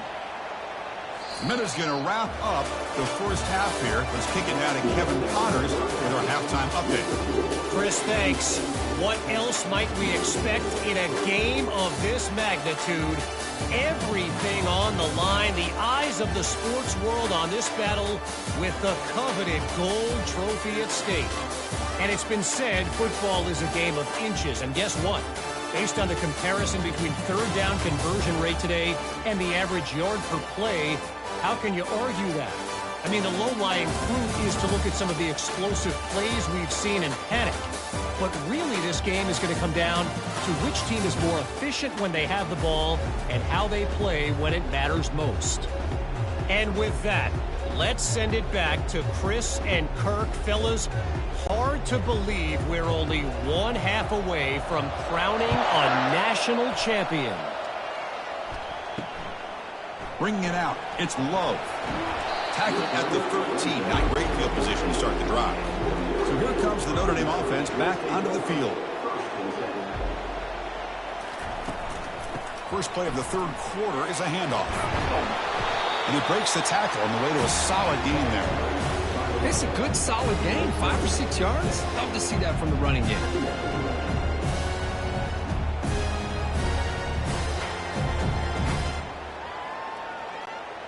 Getting set. Here's second down.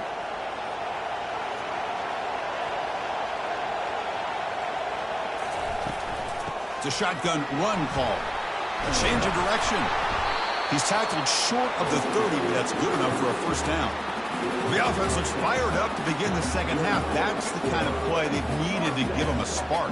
Absolutely. I know they're down in this game. Clearly something was said at halftime to try to get this offensive line engaged, and it looks like it's working. They're playing with a different kind of energy.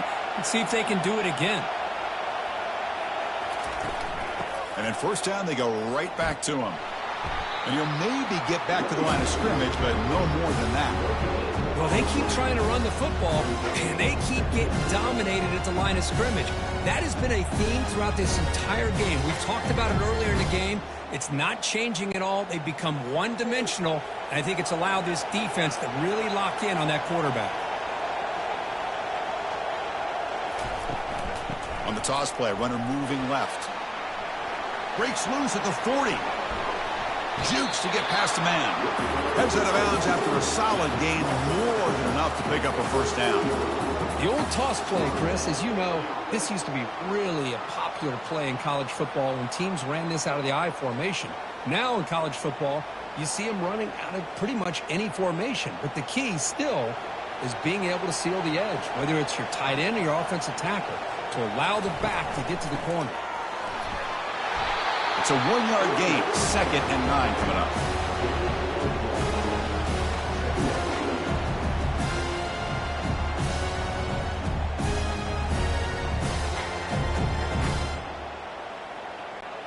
Notre Dame comes to the line quickly.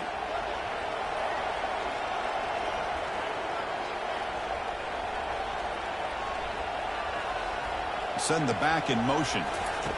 Now they'll switch it up, looking to throw the ball here. And this is dropped. Would have been a huge game, but he could not collect it.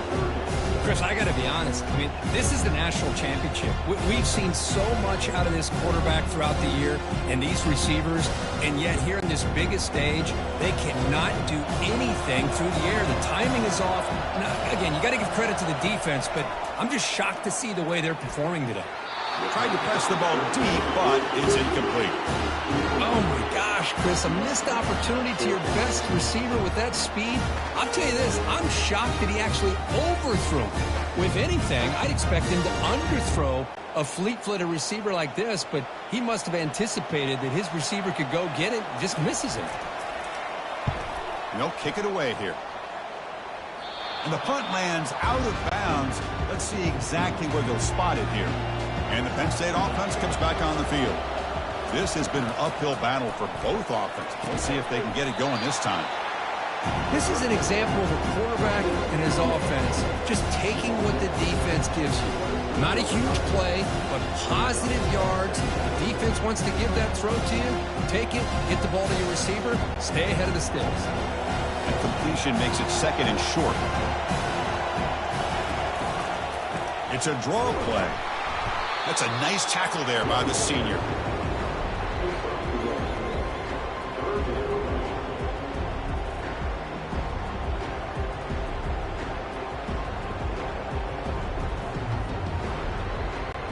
So a very makeable third down for this offense from the 26-yard line. Can he get there on the ground? That's a good effort on the run, but the defense stops him just short of the marker. Fourth down now.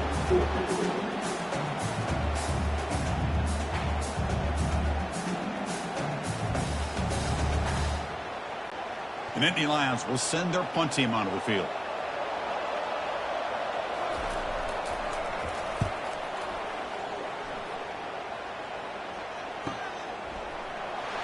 Coverage team brings down the returner. And the Fighting Irish offense comes back out onto the field. The last time they were forced to punt it away. Can they get points out of this possession? The pickup is 7 yards. Now it's 2nd and 3. I tell you, to be able to pick up a nice gain like that, those offensive linemen have to sustain their blocks. Gave them a chance at a really nice gain. Offense getting set. Second down play here. And the tailback's got it again. That gain is good enough for a first down. Ball spotted at the 42. And that's a good, nice, crisp run for a first down. Don't forget, good blocking up front by the big fellas. And this running back, he just seems to have a nose for that first down marker. A few more runs like this, and he's going to be getting into a rhythm for sure. How aggressive do you get on 1st and 10? Off the play fake, looking to throw. Pulls it in. It's Price. And he's out of bounds after gaining decent yardage. Well, the running back that time just kind of sneaks out of the backfield and shows his hands on that nice catch.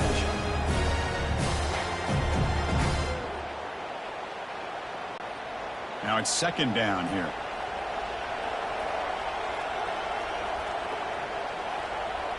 To throw, it's Leonard. Throw to the running back in the flat. And he's brought down, but they went backwards after the completion. Good work by the defense. And Kirk, it's Penn State on top as we break for the quarter. We've reached the end of the third quarter in this national championship battle that has lived up to the hype. For the final period, let's check out the game stats. And here we go. It all comes down to this. Everything to play for. One quarter to decide who will win the national championship. And he'll drop back here on 3rd down. Caught over the middle. It's Price. They bring him down, but not before he gains first down yardage.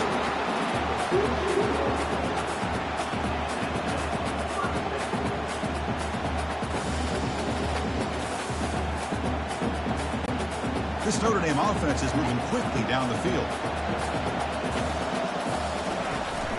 And they'll run it out of the shotgun. Runs through the defender. Brought down after a 7-yard gain, so it's 2nd and 3. Coaches told us in the pregame production meetings they love this back's mixture of speed and power.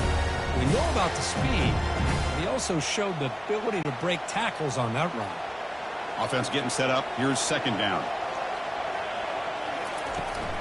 On the run, it's Love. And just a short gain this time. They're able to get him down.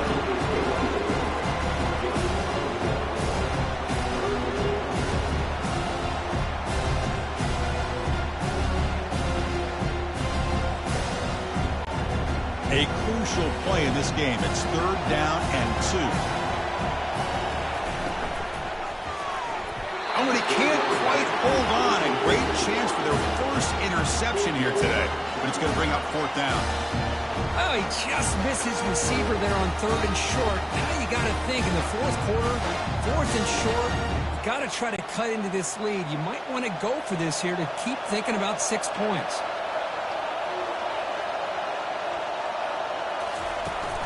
Here we go, 4th down. They'll try to run for it. And that game will pick up a first down and move the football to the 36. It makes sense going for it here. You're kind of in that no man's land depending on how much faith you have in your kicker. And if you don't get it, your opponent still has a ways to go. Now you pick it up and you go get a touchdown. This could be a dramatic finish, marching toward a tying touchdown. It's 1st and 10. Back to throw. It's Leonard.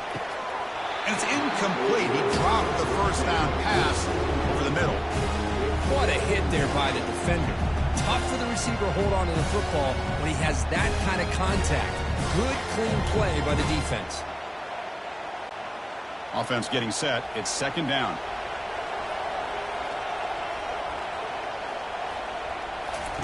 After the incompletion on 1st down, looking to throw it again.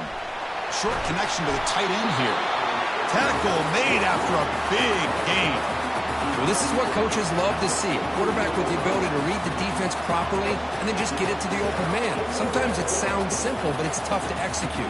This time we have good recognition by the quarterback. Then he gets it down to the tight end. You can see what he can do after the catch.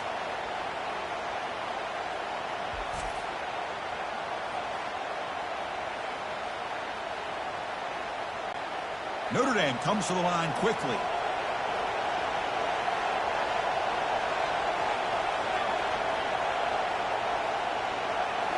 Snapping it from the red zone now, looking to throw.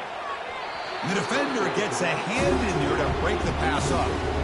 Some players just have a real knack for timing their jump, and that defender was able to get a big paw on the ball and bat it away.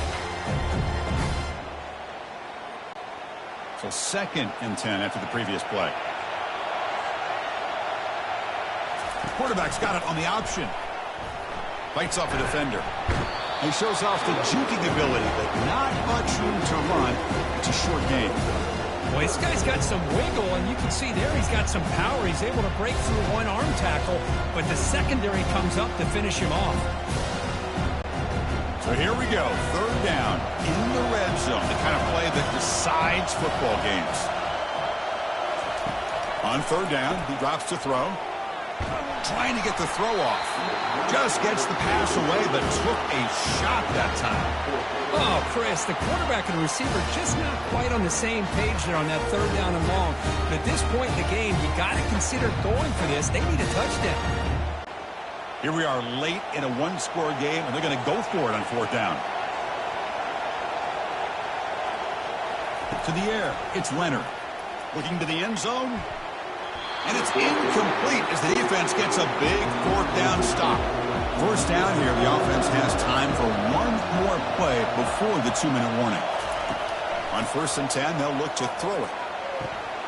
Catch made on the right side. Oh, and he's in the clear now. It's a foot race.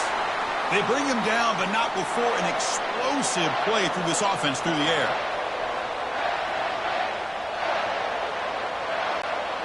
The offense will set up on 1st and 10.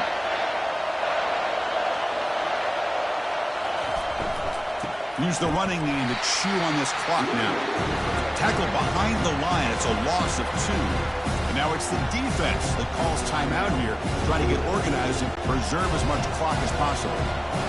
Important 2nd down play coming up. Handoff to the right side. 0 running room. Stop right at the line of scrimmage. And now a timeout taken by the defense, trying to preserve as much clock as possible for their offense. They come to the line, a long way to go for the 1st down, but needing this crucial conversion right now. A handoff from the shotgun. Nowhere to run. They'll corral him for no gain. And now it's the defense that calls timeout here, trying to get organized and preserve as much clock as possible. The Nittany Lions will have to punt this one away. And he'll kick it away now for the 2nd time. It looks like no return here as that punt heads out of bounds. Big guys up front lined up. It's 1st down. They'll come out throwing here to start the drive. He's got an open man downfield, and it's caught. Stopped out at the 39, but good enough for a 1st down. That's a great job of working the middle of the field by this quarterback, and he picks up big yards. The clock is still running. They got to get set quickly.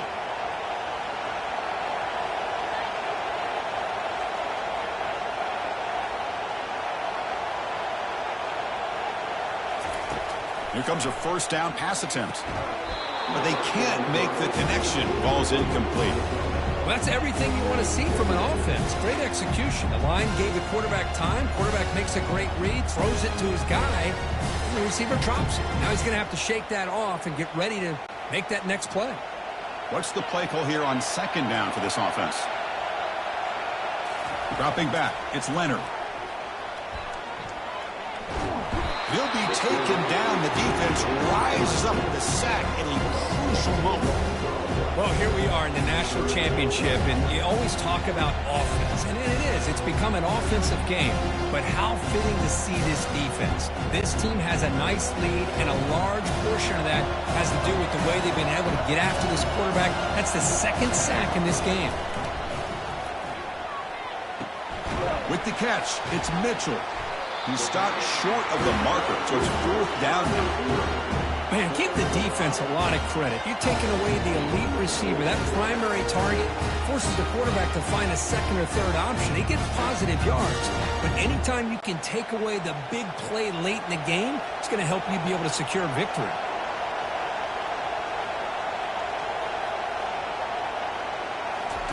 Trying for a fourth down completion. Throws it to the right. Makes the catch, and that is enough for a first down. They've got him, but they convert on fourth down, and the drive keeps going. Boy, the defense is in the right coverage here. Looked like they had exactly what they wanted to be able to come up with a stop here on fourth down. But there's the timing between a quarterback and the receiver. They knew exactly where they needed to go. Great timing and a first down. We come up and quickly spike it, stopping the clock. Second down.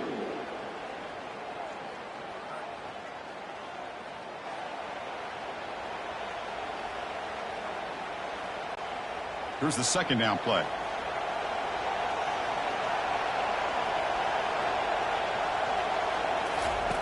Here's the snap. Quarterback drops back, and he'll loft it to the end zone. The ball falls to the ground, and we have a national champion.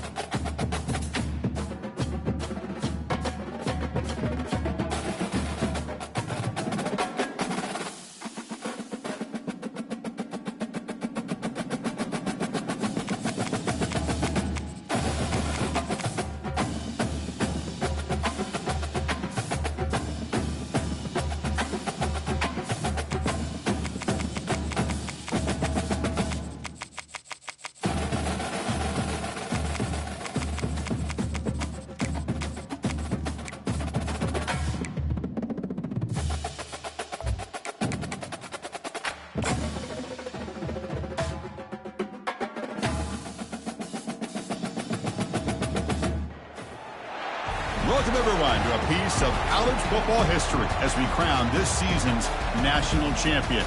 There's been so much that's gone into getting here, twists and turns, and now it builds to this, the battle for supremacy. And these two teams have survived the expanded playoff grind.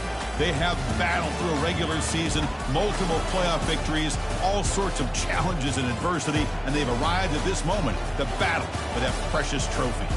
As we'll see a squad from the Big Ten, the Michigan Wolverines, taking on a squad from the SEC, the Oklahoma Sooners. For EA Sports College Football, I'm Chris Fowler, joined as always by Kirk Herbstreit. And this is it. Two teams enter, one team leaves here as national champions. Let's get this going.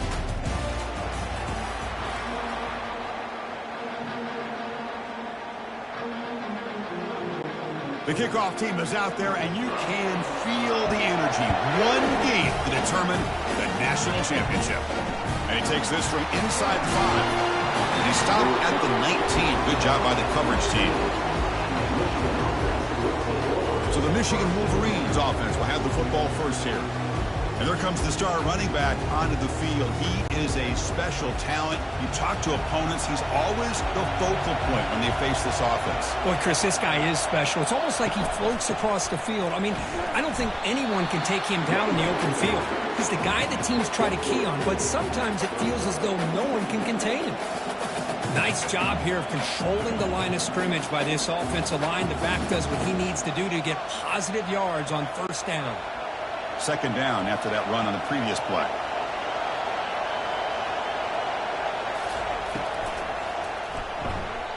Escapes the sack.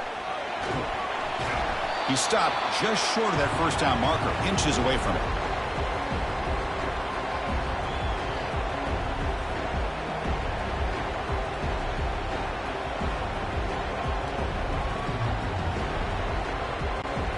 So a very makeable third down for the offense from the 29.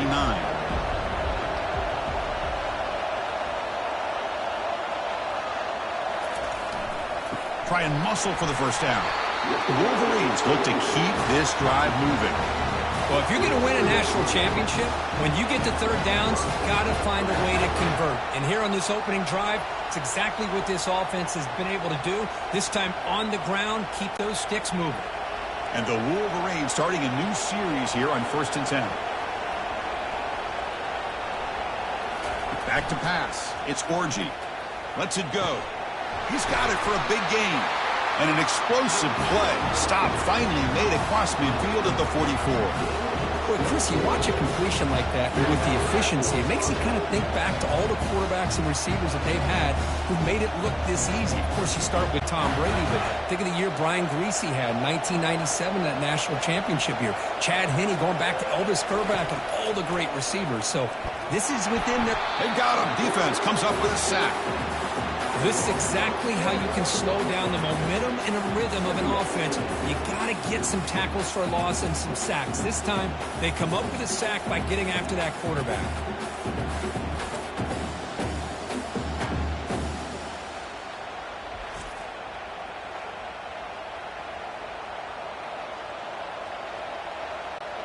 This big guy's up front will have to regroup now. It's 2nd and 14. And they're moving the receiver now before the snap. A pop pass on the jet sweep. And he will be stuffed for no gain. This is a great job of being prepared by this defense. Almost anticipating this play, they're in position to bring him down for a loss. So the offense getting set. This is not where you want to be against this defense. 3rd and long. There's the snap, and he's looking to throw. He's running out of time here. Using his legs on the scramble. Slides to avoid the big hit.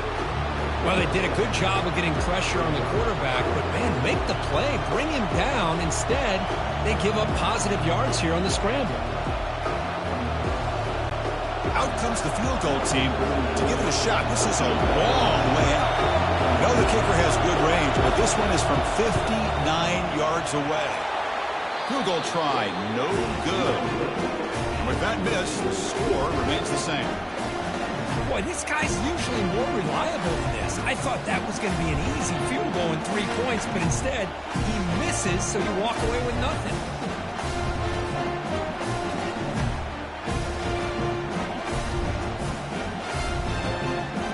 The Oklahoma offense is back on the field. Split backfield here. First down. We're going to throw the football. Here's an easy completion to the back out of the backfield. But the play loses yardage. Very tough second down coming up now.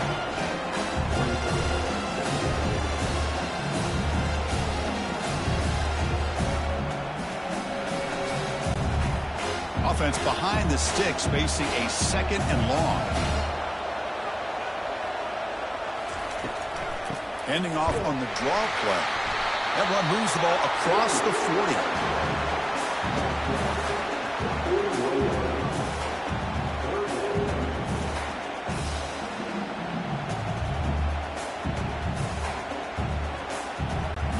The Sooners come up to the line to crank the tempo up here.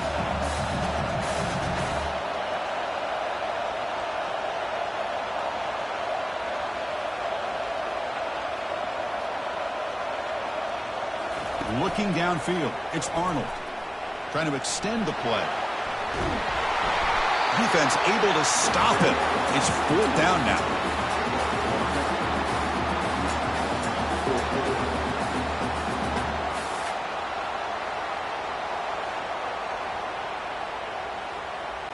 The Sooners bring their punt team onto the field.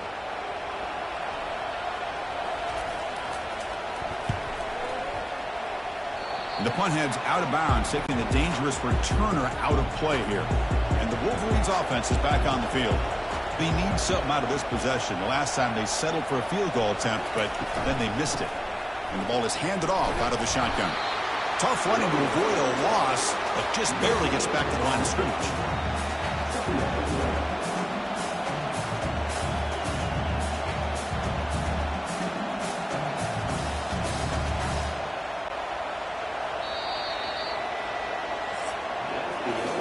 Except for the second quarter here, both offenses searching for a spark. They didn't do much in the first quarter at all.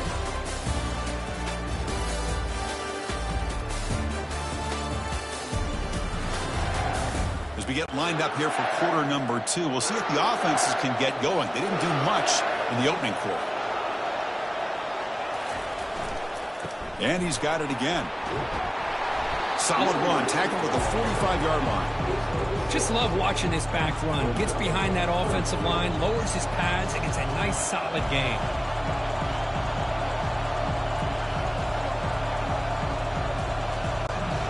Solid gain on the running play. 3rd down now. Quarterback looking to connect with the receiver here. Finds the receiver wide open. Finally brought down, but the offense moving close to the red zone here. That is great arm strength and accuracy by this quarterback. And let's not forget the wide receiver's job of bringing it in for that big gain. The Wolverines will line up on 1st and 10. To throw, it's Orji. Quick throw to the left side. Pass caught. Can he get in? Tackled at the 5-yard line. Now it's 1st and goal right there. It's nice execution to pick up the first down. A little curl route, Kirk, against the zone. Yeah, when you play zone coverage like this, it's very difficult to defend this route if the quarterback does a nice job of reading the coverage. I thought he used his eyes there to be able to move the defense where he wanted them, created an opening in that defense, and then he made a great throw for that first down. Fights his way in for the score. Touchdown, Michigan. Took some extra time in the weight room paying off on that play. What a job shedding tackles, crossing that goal line. And if you're this defense, you've got to focus a bit more on the fundamentals and wrapping up, because poor tackling teams get exposed by running backs like this.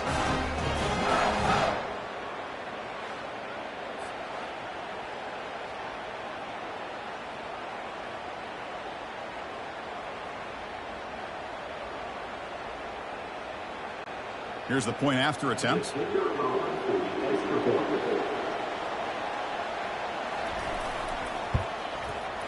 BAT is good. They jump in front, 7-0.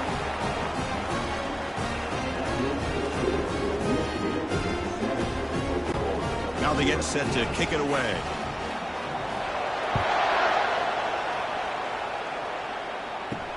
Fields it inside the 5-yard line. He's tackled at the 21. That's where the drive will start. And the Sooners offense is back out on the field. Last time was a quick 3-and-out. Can they get a drive going this time? First down, we're going to throw the ball. Caught quickly. And the defense swarms. Not much of a gain on that completion. You know, they don't pick up the first down here, but they do get some positive yards, and I really like the route to get enough separation to give the quarterback enough room to put it in there. And the Sooners hustle to the line to run the hurry-up.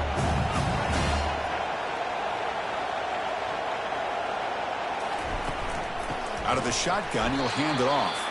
Tackled behind the line. It's a loss of 2.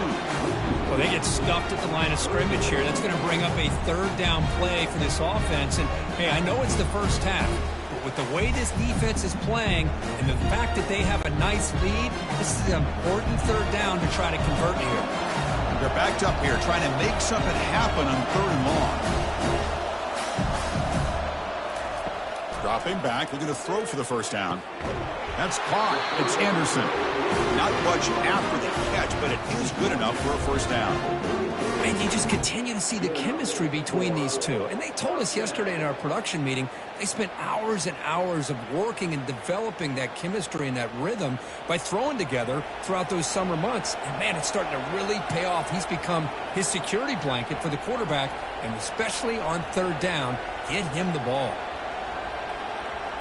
Looking to pass. It's Arnold. Nowhere to go. The ball knocked loose. The defense has picked up the football going the other way. I think that's on the quarterback and the offensive line. They were breathing down this quarterback's neck before he could even recognize that they were there, and they were able to knock it loose.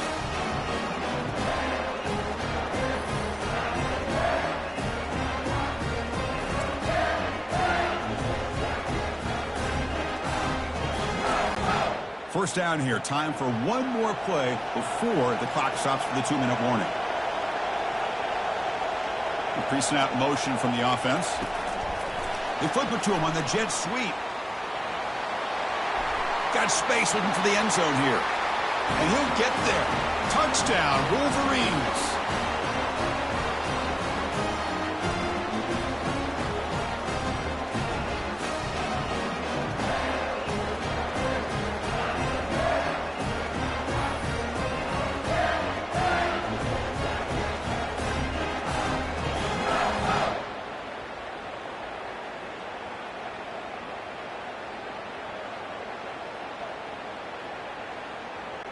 So they'll try to add to the lead now with the PAT.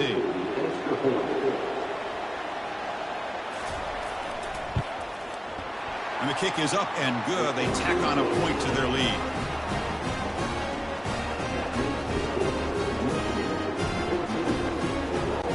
Kickoff team on the field getting set now.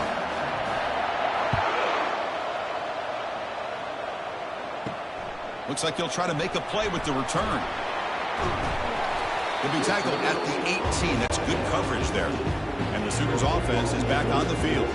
Time is running out before halftime to cut into this now 2-possession lead. Great cut there. Breaks a tackle on the play and makes a decent gain.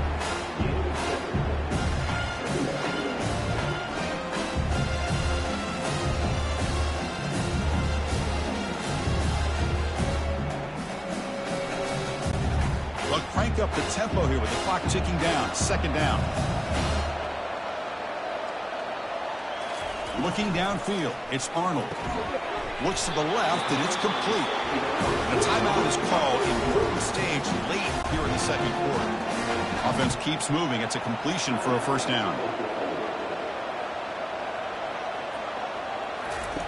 From the shotgun, drops back looking for an open man. Grab down the middle. It's Roberts.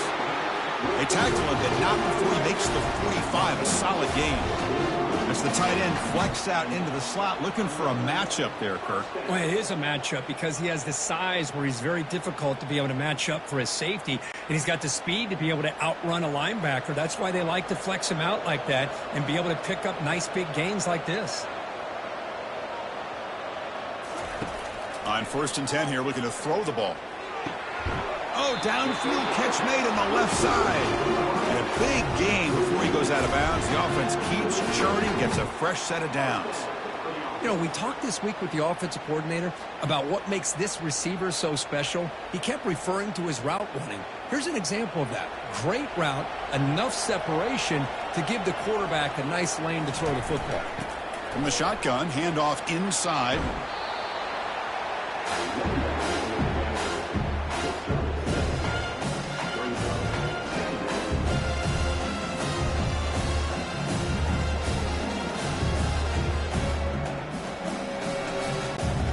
Second down after that run on the previous play.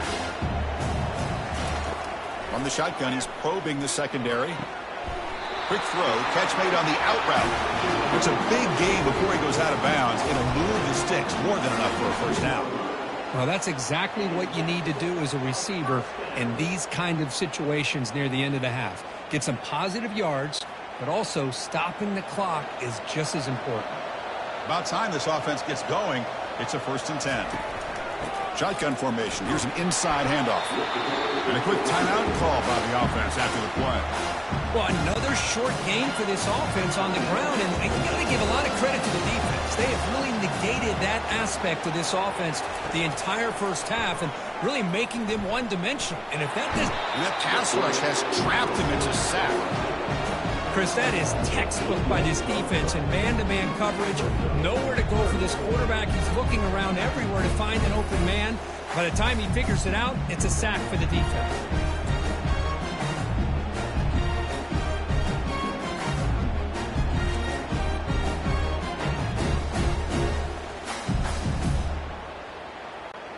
Time ticking away. Time for just one more play before halftime. So a timeout is called to talk strategy. Maybe time for 1 or 2 more plays before halftime. So it's 3rd down, but out comes the field goal unit. They'll try to add 3 points before halftime. And it's good.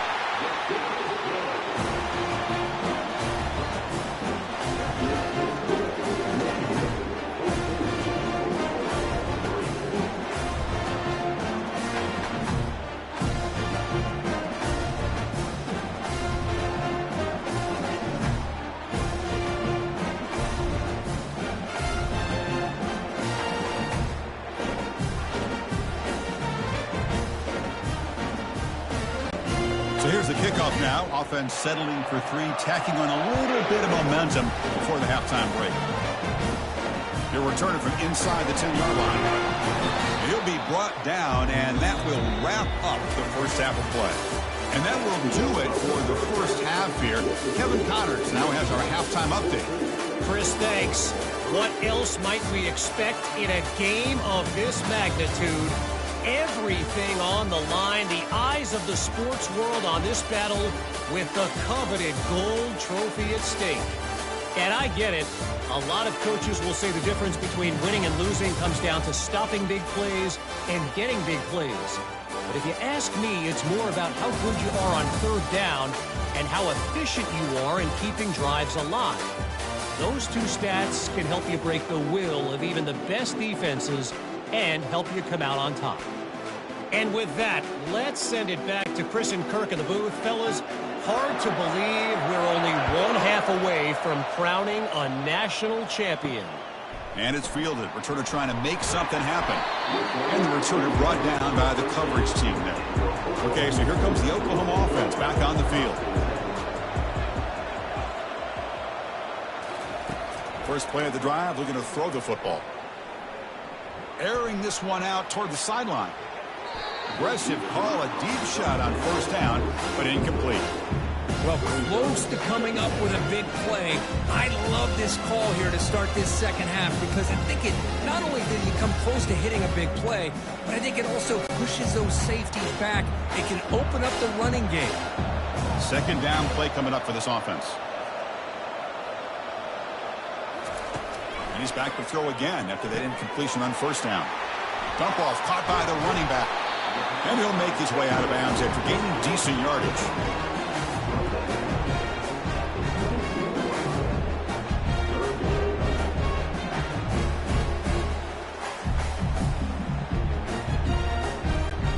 Sooners looking to crank up the tempo a bit.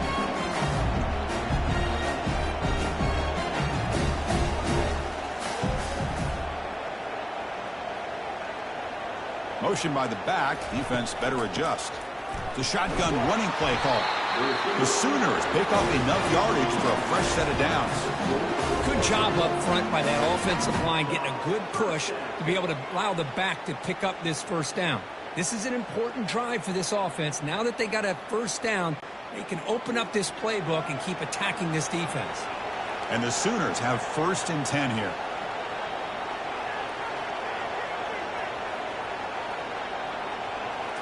Dropping back, it's Arnold. And the pass is intercepted. A takeaway for the defense. Can he take it all the way? And that's a solid return after the interception. Boy, would this quarterback love to have this one back. They're trying to work themselves back into this game here in the second half. And the defense comes up with a big turnover that could be the nail in the coffin.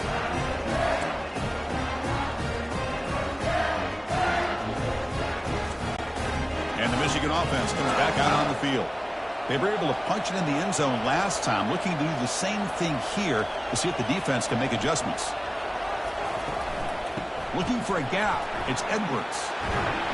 Good enough for first down yardage. You know, offensive linemen are just a certain breed. They're always going to do their job, no matter who's back there carrying the ball. I'll tell you what, they have a little bit more confidence when the person that's carrying the ball can break off some big-time runs. That makes them block just a little bit harder, knowing what he's potentially capable of doing. Quick pass. Here comes a jet sweep. And they finally stop him, but a decent gain that time. Man, that jet sweep action puts so much pressure on a defense. You get so locked in on the ball attacking you downhill. But when offenses sprinkle this kind of offense in, it stretches this defense out wide and can create some vertical seams for big plays. Here comes a crucial second down play. Every yard tough to find down here in the red zone. It's a quick grab. Brought down at the 5 after the completion. Defense getting pushed back. This is why running the football is so important. You run the ball, and if you go play action, it affects the eyes of the safeties and the linebackers and frees up some space for the tight end to be able to pick up a nice gain. Offense facing a 3rd down now. They can still get a first down without scoring. Looking to pick up the first down through the air. Caught near the sideline. It's Loveland. And he steps out of bounds just short of the end zone. Couldn't quite get there. You know, with the lead in the national championship in the second half, there are a lot of offensive coordinators around the country that would be more conservative, run the ball, keep the clock moving. I love the fact that this offensive coordinator takes a chance here, throws the football, shows the confidence he has in a quarterback, and it really pays off for him. They'll stop him behind the line for a loss of 1. Man, it's 1st and goal. You're thinking about trying to score. You're looking at positive yards, and instead, you're going backwards. That's going to set up a very important second down call here. All right, it's 2nd down and goal now for this offense.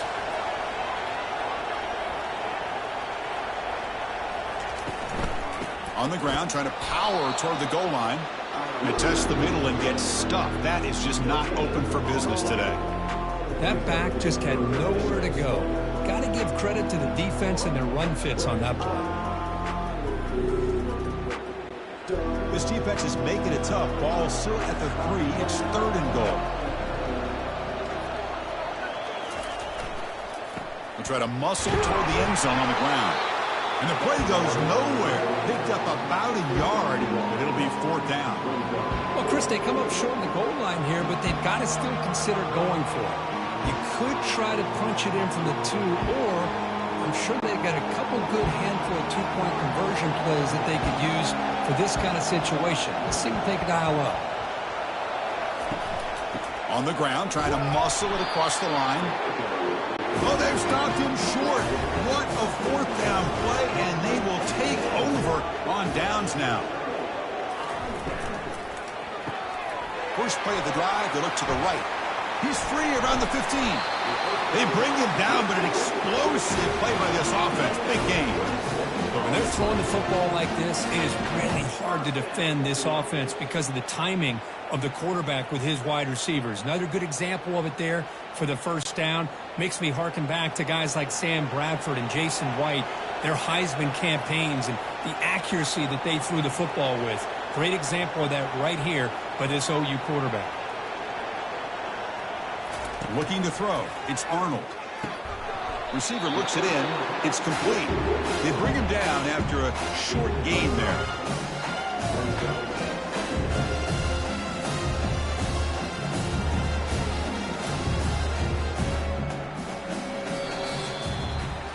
So, Kirk, Michigan has the lead here at the end of the quarter. We've reached the end of the third quarter in this national championship battle that has lived up to the hype.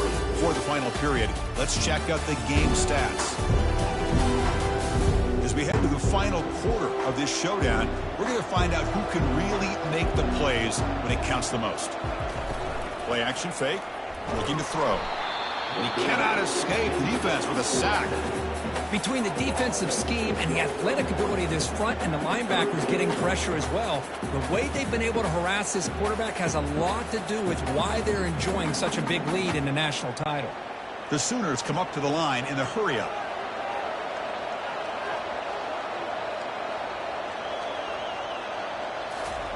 Drops back, needing a third down completion here. It's complete. Completion, that's about 9 yards, not enough for the first, and it's fourth down. Well, a lot of times when a quarterback sees man defense, he wants to get the ball out of his hands as quickly as possible, put the ball in the hands of one of their best playmakers, and hope that he can break a tackle or two on the outside and get a big play. So down by multiple possessions here, the offense will try to convert here on fourth down. Quarterback will throw it off the run-pass option. He did not get it. A crucial play by this defense. What a fourth down stop. And looking to throw now on first down. Finds that big tight end for a short pass. Tackle made after the completion. Chris, that's another nice pickup through the air. I thought they might be really just out to run the football here with the lead. But instead, they're electing to throw the football. Different routes, quarterbacks in rhythm. Really, it's almost an extension of their passing game. And they'll keep it on the ground, trying to run some clock. And the senior able to make the stop after a short gain.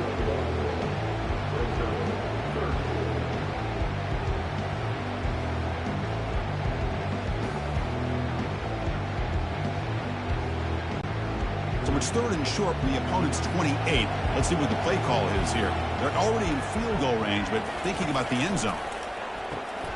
Quick throw complete to the tight end. Gain moves it to the 24. That's a fresh set of downs. Well, the defense gets these guys to third down. They got a chance to get them off the field, and instead they give up the first down. So the clock will continue to move, and the defense is really at the mercy of this offense at this point. The Wolverines will have first and 10 here.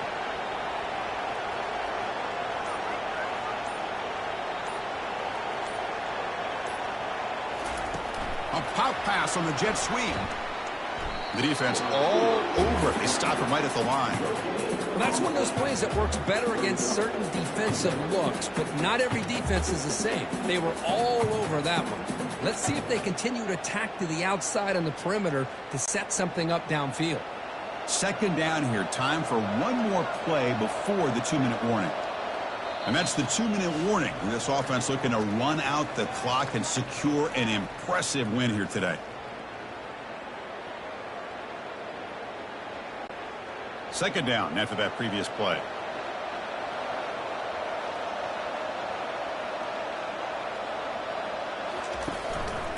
And now the handoff. And they'll bring him down after just a short pickup. And now a timeout taken by the defense, trying to preserve as much clock as possible for their offense.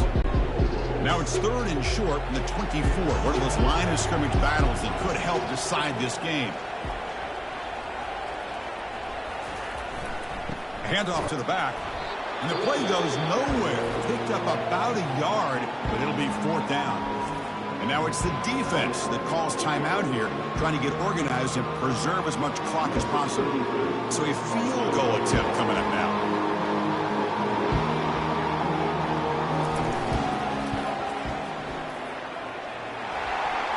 Pick is up and no good. The lead remains at 11 after the miss. Man, I thought he hit that pretty clean. Good hold by the holder. Everything looked to be the way you'd like as a kicker. He just misses it, and the ball trailed on him and ends up hitting the upright.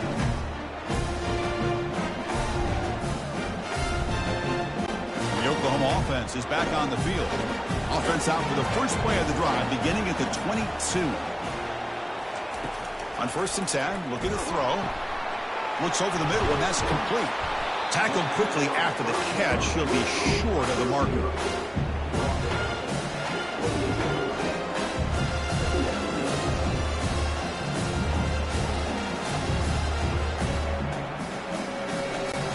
They'll crank up the tempo here on 2nd down. The time is running out. Scanning the field. It's Arnold. It's incomplete. He was hit as he threw that time. And now 3rd down coming up. I mean, this defense is having their way with this offensive line. That poor quarterback doesn't have a chance. Every time he drops back to throw, he's getting ear-holed. You better make some adjustments up front to give your poor quarterback a chance. It's 3rd down. Quarterback in the shotgun. Caught over the middle. It's Burks. And he's tackled, but only after picking up a 1st down. Well, that's exactly how you dice up a zone coverage. Nice throw downfield here on 3rd down, and a really good route to give the quarterback a chance to make that play. They move the 6th. They'll hurry to the line here on 1st down now.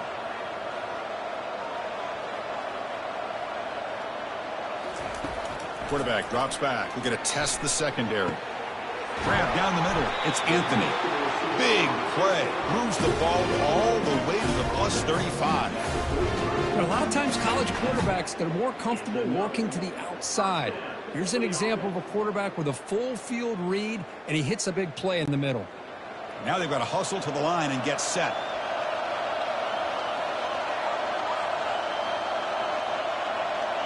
And the quarterback will just clock the football. It moves to 2nd down.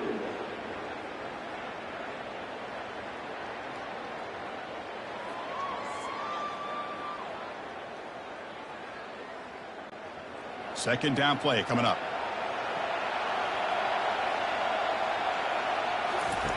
There's the snap. They'll set up to throw. And he floats this pass deep down the right side. And the catch is made way downfield. That's a big gain, but they could have used that when this football game was still in doubt. Well, this offense has a long way to be able to get back and potentially win this game, but they're doing the right things, managing the clock, picking up good yards, and getting out of bounds. The Sooners line it up with 1st and goal. Scanning the field, it's Arnold. Looking to the end zone. And he scores. Touchdown, Oklahoma. This offense has done what's been asked of them. They get the touchdown. Now it comes down to, can you recover the onside kick to give yourself a shot?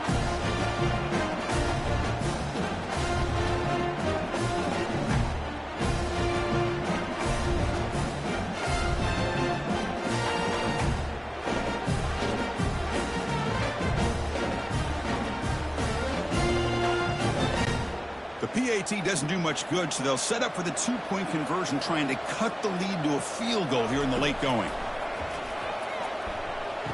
And he makes the grab in the end zone. The 2-pointer gets him back within a field goal.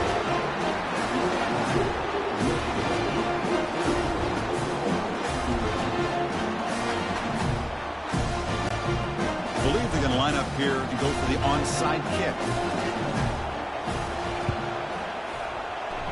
And looks like the hands team were able to recover the football. So this one is tucked away. Time for victory formation. Looks like the offense will just take a knee here. And that'll do it. We have a national champion.